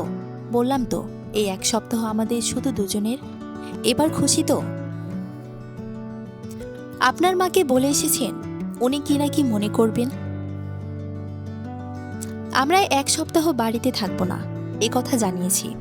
তাছাড়া আমি আমার স্ত্রীকে নিয়ে ঘুরবো ফিরবো, এতে আমার মা কি মনে করবেন? না, কিছু না, মনে না করলেই ভালো। কখনো কিছু বলেছে? না। লুকিও না। আমাকে বলবে না তো কাকে বলবে? সিরাত বলবে না করেও সেদিনের ঘটনাটা নায়াজকে জানালো। সব শুনে নায়াজ বলল, আমারই ভুল হয়েছে। যা হয়েছে মন খারাপ করিও না। নেক্সট টাইম কেউ তোমাকে অহেতুক কথা শোনাবে না। এই ব্যবস্থা আমি করব। তোমার বাবার কাছ থেকে তার সবচেয়ে প্রিয় জিনিসটাকে আমি হৃদয়ের একগুচ্ছ অধিকারিণী করে নিয়ে এসেছি। সে কষ্ট পাবে, হীন মন্যতায় ভুগবে, এমনটা আমি হতে দেই কি করে? সিরাত নায়াজের হাত দুটো আঁকড়ে ধরে। আপনি কবে থেকে এত বুঝদার হলেন নায়াজ? যবে থেকে আমাকে বুঝদার হিসেবে দেখতে চেয়েছিল তবে থেকে। সিরাতের নায়াজকে চেনে না, একদমই না। কেমন নমনীয় স্বরে কথা বলছে, বোঝাচ্ছে, আস্থা রাখতে বলছে। এমন মানুষই তো জীবনে চেয়েছিল সে। চোখ দুটো সজল হয় মেয়েটির। মনে মনে কৃতজ্ঞতা জ্ঞাপন করে সৃষ্টিকর্তার নিকট। মানুষটা যেন আমৃত্যু এমন থাকে। ঢাকামুখী গ্রিন লাইন পরিবহনে টিকিট কাটে নায়াজ। টিকিট বিক্রেতা জানায় বাসটা 20 মিনিটের মধ্যে স্ট্যান্ডে ঢুকবে। নায়াজ সিরাতকে বসিয়ে রেখে দুটো হাফ লিটারের পানির বোতল, চিপস, চকোলেট আর বিস্কুট কিনে আনে। সেগুলো সিরাতের হাতে নিয়ে অপেক্ষা করে পরিবহনে আসার। সম্ভব সময়ের আরও 10 মিনিট পরে বাস এসে পৌঁছায়। নায়াজ যত্ন করে সিরাতকে বাসে উঠিয়ে নিজে উঠে পড়ে। নিজেদের সিটে গিয়ে বসে দুজন। পদ্মা সেতু হওয়ায় এখন আর ঢাকা যেতে ঘন্টার উপর ঘন্টা লেগে যায় না। 2.5 থেকে 3 ঘন্টার মধ্যে পৌঁছে যাওয়া যায়। তবে জ্যাম থাকলে ভিন্ন কথা। 10 মিনিটের পথও 1 ঘন্টা কেটে যায়। বাস ফরিদপুরের রাজবাড়ি ছেড়ে গেলেই মাগরিবের আজান হয়। চারপাশ ধীরে ধীরে আধারের কালো আস্তরণে ঢাকা পড়তে শুরু করে। বাসের লাইট জ্বলে ওঠে। অন্ধকারাচ্ছন্ন পিচ ঢালা সড়ক পথে বাস এগিয়ে চলছে তার নিজস্ব গতিতে। অন্ধকারে আলোর দিশারি হয়ে পথ দেখাচ্ছে লাইটগুলো। রাতের জার্নি অন্যরকম, রোমাঞ্চকর। সিরাতের এই অভিজ্ঞতা আগে হয়নি। শীতল বাতাসে দেহ মনে কাঁপন ধরিয়ে দেয়। সিরাত গায়ে ওড়না টেনে নেয়। নায়াজ সিরাতের কাঁধ টেনে বলে, কাছে এসো, শীত কম লাগবে। সিরাত গুটিসুটি মেরে পড়ে থাকে প্রিয়তমার বুকে। এই অনুভূতি ভাষায় প্রকাশের মতো নয়। পৃথিবীর সবচেয়ে সুখের মুহূর্ত পার করছে সে। আমাদের বিয়ে হবে কবে? সিরাতের মতো আমিও ঘুরে বেড়াতে চাই। ওরা কি সুন্দর সময় কাটাচ্ছে। ফায়জার সরল অভিব্যক্তিতে ফায়াজ হেসে ওঠে। ঠোঁট কামড়ে জানতে চায়, তুমি কি মিস করছো আমায়? না, তাহলে ওদের মতো ঘোরাঘুরিটাকে মিস করছি। ওরা জীবন উপভোগ করছে, আর আমি সিঙ্গেল থেকে এসব দেখছি। এখন উপায়, আমার এ জীবন ভালো লাগছে না, পাঞ্ছে লাগে সব। কচু গাছের মগডালের সাথে গলায় রশি পেঁচিয়ে ঝুলে টুলে পড়ব যখন তখন। তাহলে তো ভীষণ চিন্তার বিষয়। অত কথা বুঝি না, আমার ভালো লাগছে না, বাই। আরে রেগে যাচ্ছ কেন? সামনের ঈদে তোমাকে আমার ঘরণী করে তুলব। এবার বাড়ি এসে সব পাকা করে যাব। তারপর এসে বিয়ে। খুশি তো? এই যা। ফায়জার লজ্জায় আড়ষ্ট হয়ে পড়েছে। ফায়াজ হেসে উঠল। এইটুকুতে এত লজ্জা পেলে হবে? ওরা তো মাত্র 1 সপ্তাহ ঘুরবে, তারপর নায়াজ ক্যান্টনমেন্টে, আর ভাবি বাড়িতে। কিন্তু তোমাকে নিয়ে আমি প্রতি সপ্তাহে ছুটির দিনগুলোতে ঘুরব। বউ রেখে আমি ঢাকায় ফিরব না। বিবাহিত হয়ে বউ ছাড়া ঘুমানোর প্রশ্নই ওঠে না। ওপাশ থেকে খট করে কল কেটে দেওয়া হলো। সিলেটের লাগামহীন কথা, মেয়েটির যে দম আটকে মরার অবস্থা। রাতের আকাশে পূর্ণ চাঁদ উঠেছে। চারপাশ আলোকিত হয়ে আছে। সুইমিং পুলের পানিতে চাঁদ আলো এসে সরাসরি পড়ায় পানি দেখতে রূপার মতো চকচকে করছে। সেই স্বচ্ছ পানিতে একজোড়া ফর্সা পা ডুবে আছে। পুলের কিনারে বসে আছে একটি নারী অবয়ব। গায়ে তার নীল রঙা জামদানি শাড়ি। মাথার একরাশি ঘন চুলগুলো পিঠময় ছড়িয়ে ছিটিয়ে আছে। সাজবলটে ঠোঁটের গাঢ় লিপস্টিক। তাকে দেখতে লাগছে হুমায়ুন আহমেদের গল্প উপন্যাসে বর্ণিত সেই রূপা চরিত্রের মতো। সুন্দর কোমল চেহারার মেয়েটি পানিতে পায়ের গোড়ালি অবধি ডুবিয়ে বসে আছে। পেছন থেকে কারো পায়ের শব্দ ভেসে আছে। শব্দটি ক্রমশই কাছাকাছি এগিয়ে আসে। মেয়েটি চোখ না ফিরিয়েও বুঝতে পারে মানুষটিকে। চোখে মুখে লাজুকতা ফুটে ওঠে। মেয়েটির কানে পুরুষ একটি টাটকা টকটকে গোলাপ ফুল গুজে দিল। মেয়েটির কানে হাত দিয়ে পুরুষটিকে উদ্দেশ্য করে বলল, এ ফুল আনতে এত কিছু? স্ত্রীর কথায় নায়াজ হেসে ওঠে। গোলাপ ছাড়া মনে হচ্ছিল কিছু একটা মিসিং। এখন ঠিকঠাক লাগছে। কতদূর দৌড়ালেন? জানতে চাইল সিরাত। সিরাতের পাশে বসতে বসতে নায়াজ জবাব দিল, সেটা তোমার না জানলে চলবে। নায়াজ না বললেও সিরাত বুঝে নিল এই রাতের বেলায় একটা গোলাপ জোগাড় করতে ভদ্রলোকের বেশ ধকল গিয়েছে। অন্তত ঘামে ভেজা কপালটা তো সেটা ইঙ্গিত দিচ্ছে। সিরাত নায়াজের হাতটা আলতো করে নিজের হাতের ভাঁজে নিয়ে নিল। নায়াজ নিজে এবার শক্ত করে হাতটা ধরল সিরাতের। তারপর পুলের স্বচ্ছ পানিতে জোড়া হাতটুকু ডুবিয়ে রাখল। হঠাৎ করে নায়াজ সিরাতকে কায়দা করে সুইমিং পুলে ফেলে দিল। আকস্মিক নায়াজের এমন কাণ্ডে সিরাত হতবিহ্বল হয়ে গেল। রাগের শরীর রিরি করতে লাগলো। এসব কোন ধরনের অসভ্যতা! রেগে গিয়ে কিছু বলতে নেবে, ঠিক তখনই মাথায় একটা দুষ্ট বুদ্ধি খেলে গেল। সেও নায়াজকে হেঁচকাটানে পুলের পানিতে ফেলে দিল। পানিতে ভিজে দুজন মুখোমুখি দাঁড়ালো। সিরাতের রাগ চলে গিয়েছে। রেগে কিছু বলতে গিয়েও বলতে পারছে না। মুখে হাসি চাপা দিয়ে নায়াজের দিকে হাত ভরে পানি ছিটিয়ে দিল। ভ্রু কুঁচকিয়ে জানতে চাইল, এমন করলেন কেন? প্রত্যুত্তরে নায়াজও পানি ছিটিয়ে দিল তাকে। তারপর বলল, বলেছিলাম না যাওয়ার আগের রাতটা স্মরণীয় করে রাখবো। সিরাত নাক সিটকে বলল, স্মরণে রাখার জন্য আর কিছু পেলেন না? সরি বউ, বেশিক্ষণ রোমান্টিক চিন্তা ভাবনা আমার মাথায় ঘুরতে পারে না। বাদ দাও। এই ওয়েদারে পুলে ভিজতে তোমার কেমন লাগছে? মন্দ না। তাহলে চলো একটু সাঁতার কেটে আসি। এইটুকু জায়গায় সাঁতার হয়?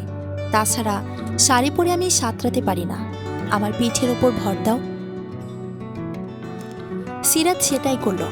ছোট্ট একটি সুইমিং পুল, সেখানে চাঁদের আলো গায়ে মেখে একজোড়া দম্পতি সাঁতরে বেড়াচ্ছে। বিষয়টি যেমন অদ্ভুত তেমনই রোমান্টিক। দীর্ঘক্ষণ পুলে গোসল করে পরদিন দুজনের ঠান্ডা লেগে গেল। গলা বসে গেল। ঠান্ডা সর্দি নিয়েই তারা চট্টগ্রাম থেকে গোপালগঞ্জের উদ্দেশ্যে রওনা হলো। বাড়ি ফিরে সিরাত শাশুড়ি মায়ের গম্ভীর মুখের সামনে পড়ল।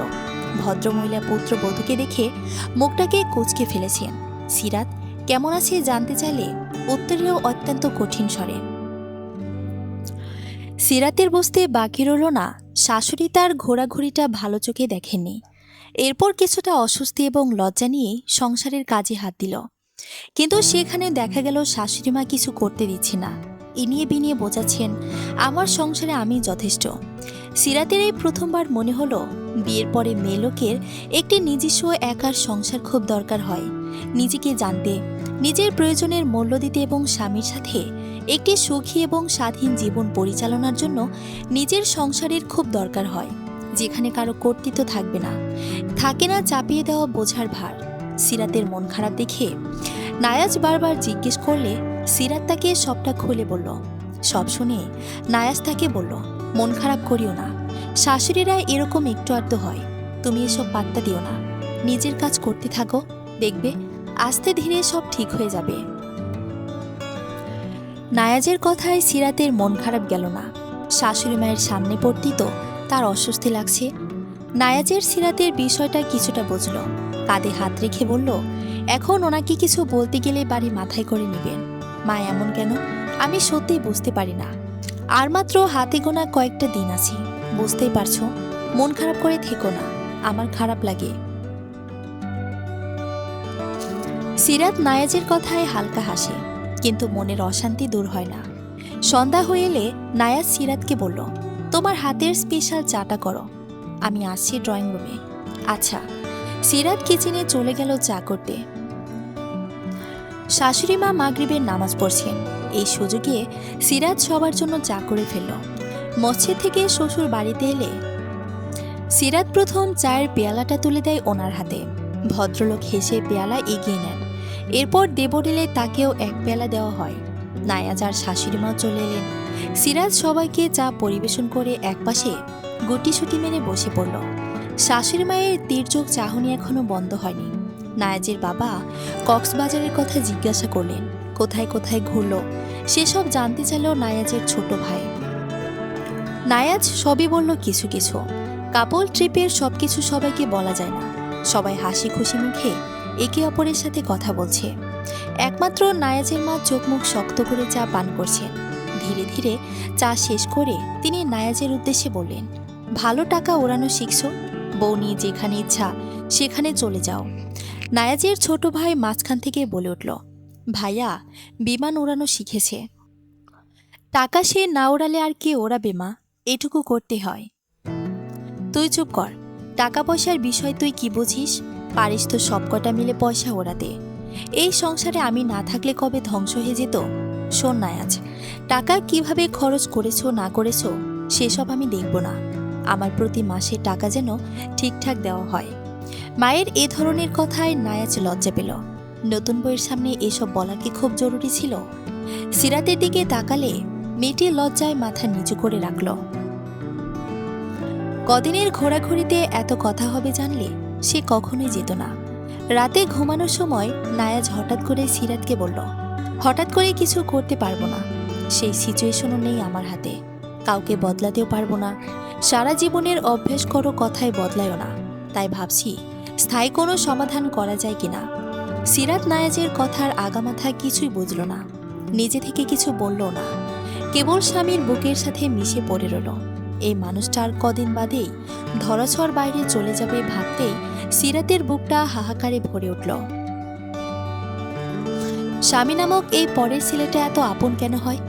সপ্তাহখানিক পরে বড়সড় একটা ব্যাগ কাঁধে করে নায়াজ সকালবেলায় ঢাকার উদ্দেশ্যে বাড়ি থেকে রওনা করল। যাবার আরেকদিন রাতভর দুজন জেগে থেকেছে।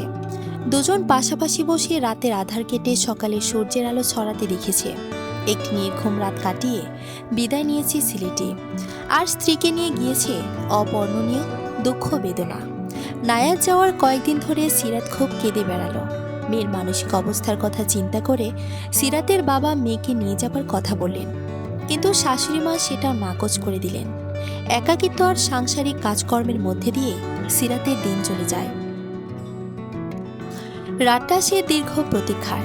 দুজন দুজনের কণ্ঠস্বর শুনতে পায়, কখনো মোবাইল কানে চেপে নরম নিঃশ্বাসের আনাগোনা শুনতে পায়। মাঝে মধ্যে দিনের দিন কথা বলা বন্ধ হয়ে যায়। নায়াজ যখন নেটওয়ার্কের বাইরে থাকে সেই কটা দিন সিরাতের টেনশনে খাওয়া নেওয়া থাকে না, অস্থির অস্থির লাগে সবকিছু।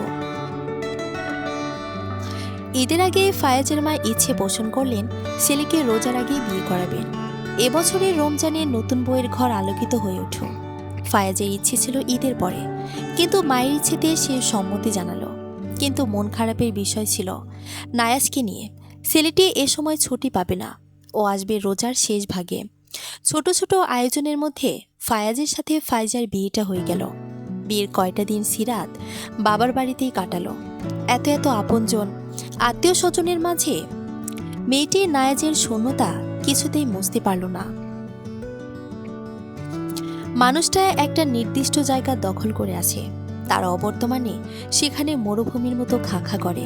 এত পোড়ায় শ্বশুর বাড়িতে ফাইজার দিনকাল দারুণ কাটছে। শাশুড়ি মা তার মতোই আমোদে মানুষ, পুত্র বউয়ের সাথে তাল মিলিয়ে চলতে পারেন। সিরাত ওদের দেখে ভীষণ ক্ষোভ হয়, মনে প্রশান্তি লাগে, অন্তত বোনটা ভালো আছে। বিয়ের মাত্র 5 দিন পরে ফায়াজ এক আকাশ পরিমাণ দুঃখ নিয়ে ঢাকায় ফিরে গিয়েছে। স্ত্রীকে সঙ্গে নিয়ে যেতে চেয়েছিল, কিন্তু তার শাশুড়ি ভক্ত ফাজিল বউটি শ্বশুর বাড়ি ছাড়তে নারাজ থাকায় সঙ্গে নিয়ে যেতে পারেনি। এনে ছেলেটির দুঃখের শেষ নেই। মাকে তার সিনেমার ভিলেন রিনা খানের মতো মনে হলো। কিভাবে ছলে বলে কৌশলে বউকে নিজের অনুরাগী বানিয়ে ফেলেছেন। ফাইজার অবশ্য অন্য কথা। আসন্ন রমজান আশায় সেই মাসটা শাশুড়ি মায়ের কাছেই থাকবে, কাছে থেকে সংসারের কাজকর্ম শিখবে, তারপর না হয় যাওয়া যাবে। এত তাড়াহুড়োর কিছুই নেই। শাশুড়ি মানুষ হিসেবে চমৎকার। এক বিকেলে শাশুড়ি মায়ের থেকে অনুমতি নিয়ে সিরাত দোতলায় এলো। ফাইজা তখন বিকেলে নাস্তা বানাচ্ছে। দরজা খুলে দিল তার শাশুড়ি মা। সিরাতকে দেখে তারা খুবই খুশি হলো। ফাইজাকে রাতে দেখে সেখানে এগিয়ে গেল সিরাত। ফাইজা তাকে দেখে হেসে হেসে বলল, আজ খুব ডালপুরি খেতে ইচ্ছে করছিল। আমাদের ওখানে তো লুৎফর কাকার দোকান থেকে কিনে খেতাম, কিন্তু এখানে সেই সুযোগ কোথায়? তারপর ইউটিউব ঘেটে রেসিপি ভালো করে দেখে তারপর মিশনে নামলাম। তারপর সিরাতের হাতে একটা ফুলকপড়ি ধরিয়ে দিয়ে বলল, দেখ তো ঠিকঠাক হয়েছে কিনা। সিরাতের চোখে মুখে বিস্ময় খেলা করছে। আনমনে পড়িতে এক কামড় বসিয়ে জিজ্ঞাসা করল, মেজু কাকে অনুমতি দিয়েছেন? ধর, আমায় এসবে ধার ধারে না, আমার যেটা মন চাই করতে বলেছেন। আমি কিছু করলে উনি উৎসাহ দেখান, অনুমতি নেওয়ার কি আছে? হ্যাঁ তাই তো, কেন তোকে অনুমতি নিতে হয়? সেজো কাকিকে খুব হেসেবি নাকি? সিরাত সত্য গোপন করে বলল, সেরকম কিছু নয়। আসলে এতগুলো মাসে আমাকে উনি কখনো নিজের ইচ্ছে মতো চলতে দেননি। তাই তোকে দেখে কিছুটা অবাক হয়েছিলাম, কিন্তু আবার ভালোও লেগেছে। এটুকু স্বাচ্ছন্দ্যের দরকার আসলে। মেজো কাকি মানুষ ভালো, কদর করিস। সিরাতের কথা শুনে ফাইজার মন খারাপ হয়ে গেল। কি বলবে বুঝতে পারল না। অল্প কিছুক্ষণ থেকেই সিরাত তড়িঘড়ি করে 3 তলায় চলে এলো। ফাইজা ওকে আটকাল না। সিরাতের ভেতর চোখ মুখও খেয়াল করেছে। মেয়েটি কথা শোনার ভয়ে সবসময় কেমন একটা ততস্থ হয়ে থাকে। পুত্রবইয়ের প্রতি এতটা অধিকার ফলানো আদৌ যুক্তি, যেখানে তার সুখ স্বাচ্ছন্দ্য বিনষ্ট হচ্ছে দিনের পর দিন। রাতে ফায়েজের সাথে কথা হলে ফায়েজা তাকে কিছু কিছু কথা জানালো। সব শুনে ফায়েজ বলল, আমাকে নায়াজ আগে এ ব্যাপারে কিছু কিছু বলেছিল। ও বলেছিল এ ব্যাপারেও ভাবছে, এখন দেখা যাক কি করে। তারপর আরও কিছুক্ষণ কথা বলে ফায়েজা সেদিন চিন্তিত মনে কল রাখে। বোন ভালো নেই, এটা ভেবেই তার খারাপ লাগছে। একদিন ফায়েজা সিরাতকে বলল, উনি সবসময় তোকে নিজের ইচ্ছে মতো চালাতে চান, খেয়াল খুশি মতো ব্যবহার করেন। এটা তুই কেন বাড়িতে জানাচ্ছিস না? তাছাড়া ভাইয়াকে বলেছিস? সিরাত প্রত্যুত্তরে বলল, উনি তো জানেন। ফোনে কয়েকবার মাকে বুঝিয়েছেন নরমভাবে, তবু এটা নিয়ে উনি চিৎকার চেঁচামেচি করেছেন। অহেতুক আমাকে কটু কথায় জর্জরিত করেছেন, তাই বাড়িতে জানাতে সাহস করিনি। যে মহিলা নিজের ছেলের কথায় এভাবে সিনকেট করতে পারে, আমার পরিবারকে জানালে কি করবে একবার ভাব। আব্বু মাঝে মধ্যে বাড়িতে যাওয়ার কথা বললে উনি ইনি বিনি কথা শুনিয়ে দেন। আমি চাই না আমার বাবা ওনার 20 বাক্যে জর্জরিত হোক। তাই বলে এভাবে চলবি? চলছি তো, দেখতে পাচ্ছি তোর চেহারার কি হাল হয়েছে। মুখে হাড় জেগে গেছে, দিন দিন হাড্ডিসার হচ্ছিস। খাওয়া দাওয়া করিস তো ঠিক মতো? করি। সেখানেও নজরদারি করে না? সিরাত সত্য গোপন করল। এ বাড়িতে ভালো কিছু রান্না হলে সেদিন শাশুড়িমাও যতক্ষণ খাবে ওর দিকে তাকিয়ে থাকে। তরকারির চামচ হাতে নিলে আর চোখে তাকিয়ে থাকে। এসব দেখে সিরাতের খাবারের রুচি উঠে গিয়েছে। তাছাড়া মনে শান্তি না থাকলে কোনো কিছুতেই শান্তি লাগে না, ভালো থাকা যায় না। রোজা 5টা থাকতে নায়াজ বাড়িতে এলো। দীর্ঘ 4 মাস পরে বাড়ির চৌকাঠে পা রেখেছে সে। প্রথম দেখায় সিরাতকে দেখে কলিজা মোচড় দিয়ে ওঠে ছেলেটার। একই হাল হয়েছে তার প্রাণভোমরার। বিকেলে সবার সামনেই বলে ফেলল, এমন হাড্ডিসার হয়েছ, খাওয়া দাওয়া করো না? সিরাত জবাব দেওয়ার আগে তার শাশুড়িমা জবাবে বলেন, কত বলি কয়টা ভাত বেশি খাও। এখনকার মায়েরা কি শিখছে? কম খায়ে চিকন থাকে। চেহারা দেখছিস, বুড়ো মানুষের মতো দেখা যায়। সিরাতের চোখে পানি চলে আসে এসব শুনে। নায়াজের চোখ মুখ শক্ত হয়ে গেল। রাগটা কার ওপর সে ধরতে পারল না। নায়াজ আসার পরে সিরাতের মরু জীবনে বৃষ্টির ছোঁয়া লাগে। মেয়েটি কদিনই কিছুটা জীবন ফিরে পায়। শ্বশুরবাড়িতে তার এবং ফাইজার প্রথম ঈদ। ফায়াজও এসেছে। আনন্দ আয়োজনে ঈদ উদযাপন হলো তাদের। ঈদের পরে সিরাতকে অনেকবার রিকোয়েস্ট করেও বাড়ি থেকে নড়াতে পারল না কেউ। এতে অবশ্য তার শাশুড়িমা খুশি হলেন। 20 দিনের ছুটিতে নায়াজ এসেছিল। তার ছুটি শেষ হয়ে এসেছে। মা বাবার সাথে সে একটি জরুরি আলাপ করতে বসেছে। সিরাত কিচেনে ডাল রান্না করছে। নায়াজ বলল, আমি কোয়ার্টার পেয়েছি, ওকে নিয়ে যাব এবার। নায়াজের বাবা বললেন, বাড়িটা আবার খালি হয়ে যাবে। তারপর তিনি উঠে চলে গেলেন। এশার আজান হয়েছে। জামাতে নামাজ পড়বেন মসজিদে। কিন্তু ছেলের এই প্রস্তাব নাকচ করলেন নায়াজের মা। বললেন, এসব চিন্তা বাদ দাও, বউ কোথাও যাবে না, তোমার কথা মতো। আমার সংসারে আমার কথাই চলবে, চলবে তো। কিন্তু আমার জীবনে, আমার স্ত্রীর জীবনের সিদ্ধান্ত তুমি নেবে না। আমার সিদ্ধান্ত আমি জানিয়ে রাখলাম, এর বাইরে কিছু হবে না। আমি অসুস্থ, এর মধ্যে বউ নিয়ে যাবা? লোক রেখে নিও, আমারও বইয়ের দরকার। ছেলের সরাসরি কথাতেও ভদ্রমহিলা দমলেন না। টাকার মুখ দেখেছ? মানুষের ছেলেরা চাকরি বাকরি করে জায়গা জমি রাখে, ব্যাংক ব্যালেন্সে জমায়। আর আমার ছেলে 2 টাকায় ইনকাম করে বউ বাসায় নেবে। আমার জীবনে কি করতে হবে না হবে আমি দেখব, তোমার এত না ভাবলেও চলবে। তোমাকে পালতে আমাদের কম খরচ হয়েছে নাকি? খোটা দিচ্ছ মা? দিচ্ছি, খোটা দিও না। ছেলে মেয়ে বড় করে খোটা দিতে নেই। আমি যা করেছি ভেবেই করছি, তাছাড়া ছুটিতে বাড়ি আসব। মা ছেলের বাঘ বিতণ্ডটার মধ্যে সিরাত এলো সেখানে। রান্না শেষ, সে সবকিছু গুছিয়ে রুমে যাবে। তাকে দেখেই তার শাশুড়ি মা আহাজারি করলেন, এই ফকিনীর মেয়ের জন্য আমার বেটা আমার কথা শোনে না। তুই ভালো থাকবি ভাবছিস? আমি কি করেছি আম্মা? তোর কি খারাপ রাখছি যে বাসায় যেতে চাস? কালনাগিনী। সিরাত দুঃখে বিস্ময়ে হতবাক হয়ে তাকিয়ে রইল। সে সব কখন বলল? নায়াজ তাকে কিছুই জানায়নি। নায়াজ বলল, ব্যবহার সংযত করো মা, ওকে এখনো কিছুই বলিনি। সিরাত, দাঁড়িয়ে থেকো না, প্রয়োজনীয় সব কিছু গুছিয়ে ফেলো। সকালে আমাদের টিকিট কাটা আছে, যাও। নায়াজের জোড়াজড়িতে সিরাত ঘরে চলে গেল। সিরাত যে এ ব্যাপারে কিছুই জানে না, এটা কিছুতেই বিশ্বাস করলে না নায়াজের মা। ওনার ধারণা ছেলেকে ফুসলে বউটাই বাসায় চলে যাচ্ছে। সব রাগ অভিমান গিয়ে পড়ল বেচারি সিরাতের ওপর। এবারই থাকা শেষ রাতটাও ওর জন্য সুখের হলো না। পরদিন সবাইকে বিদায় জানিয়ে নায়াজ সিরাতকে নিয়ে বেরিয়ে পড়ল।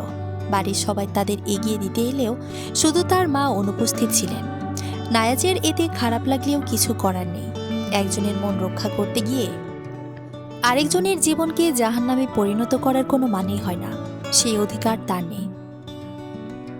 সেজন্য সৃষ্টিকর্তার জবাবদিহি থেকে বাঁচাটাও মুশকিল হতো। সিরাতকে যাবার সময় তার মেজো চাচির শাশুড়ি মা কিছু মশলা আর কয়েক প্রকারের ডাল দিয়ে দিলেন কিছু কাটা ধোয়া মাছ। সিরাত কয়েকবার কৃতজ্ঞতা জানালো। এভাবে তিনি ফাইজাকেও যাওয়ার সময় দিয়েছিলেন। একমাত্র ছেলের বউ দূরে থাকাতে মনটা ফাঁকা ফাঁকা লাগলেও মেনে নিয়েছিল। বিয়ের পরে স্বামী স্ত্রী একসঙ্গে থাকবে এটাই স্বাভাবিক। 5 মিনিট বিলম্ব করে বাস ছাড়ল। নায়াজ সিরাতের পছন্দে কিছু শুকনো খাবার কিনে রেখেছে। সিরাত একটা চিপসের প্যাকেট খুলে খেতে শুরু করলো। আসার সময় মা বাবা এসে দেখা করে গিয়েছেন। সিরাতের হঠাৎ করে মনটা শান্ত হয়ে গেল। সেটা বাসের জানালা দিয়ে আসা বাতাসে নাকি আসন্ন ছোট সংসারের সুখ স্বপ্নে জানা নেই তার। রাজ্যকে প্যাকিং এবং প্ল্যানিং শেষে ঘুমাতে দেরি হয়ে গিয়েছিল, তাই বাস গোপালগঞ্জ জেলার সীমানা ছেড়ে যেতেই ঘুমে ঢলে পড়ল মেয়েটি। নায়াজ তার এলোমেলো চুলগুলো গুছিয়ে কানের পিছনে গুজিয়ে হেলে পড়া মাথাটা বুকের সাথে মিশিয়ে রাখল। পিঠে হাত টেকিয়ে আগলে আগলে রাখছে। এই তো, এইবার ঠিকঠাক আছে। বুকের ভেতরটা প্রশান্তিতে ভরে ভরে উঠছে ছেলেটির। আজীবন এভাবে বুক দিয়ে আগলে রাখতে পারলে হয়, তাহলে জীবন সার্থক। আবার মায়ের কথা ভেবে মনটা খারাপ লাগছে। নায়াজ কল করলো মায়ের নাম্বারে। ওপাশ থেকে রিং হলেও রিসিভ হলো না। দীর্ঘশ্বাস বেরিয়ে গেল বুক ছিঁড়ে। বিড়বিড় করে বলল, এত অবুঝ হলে হয় মা। সমাপ্ত।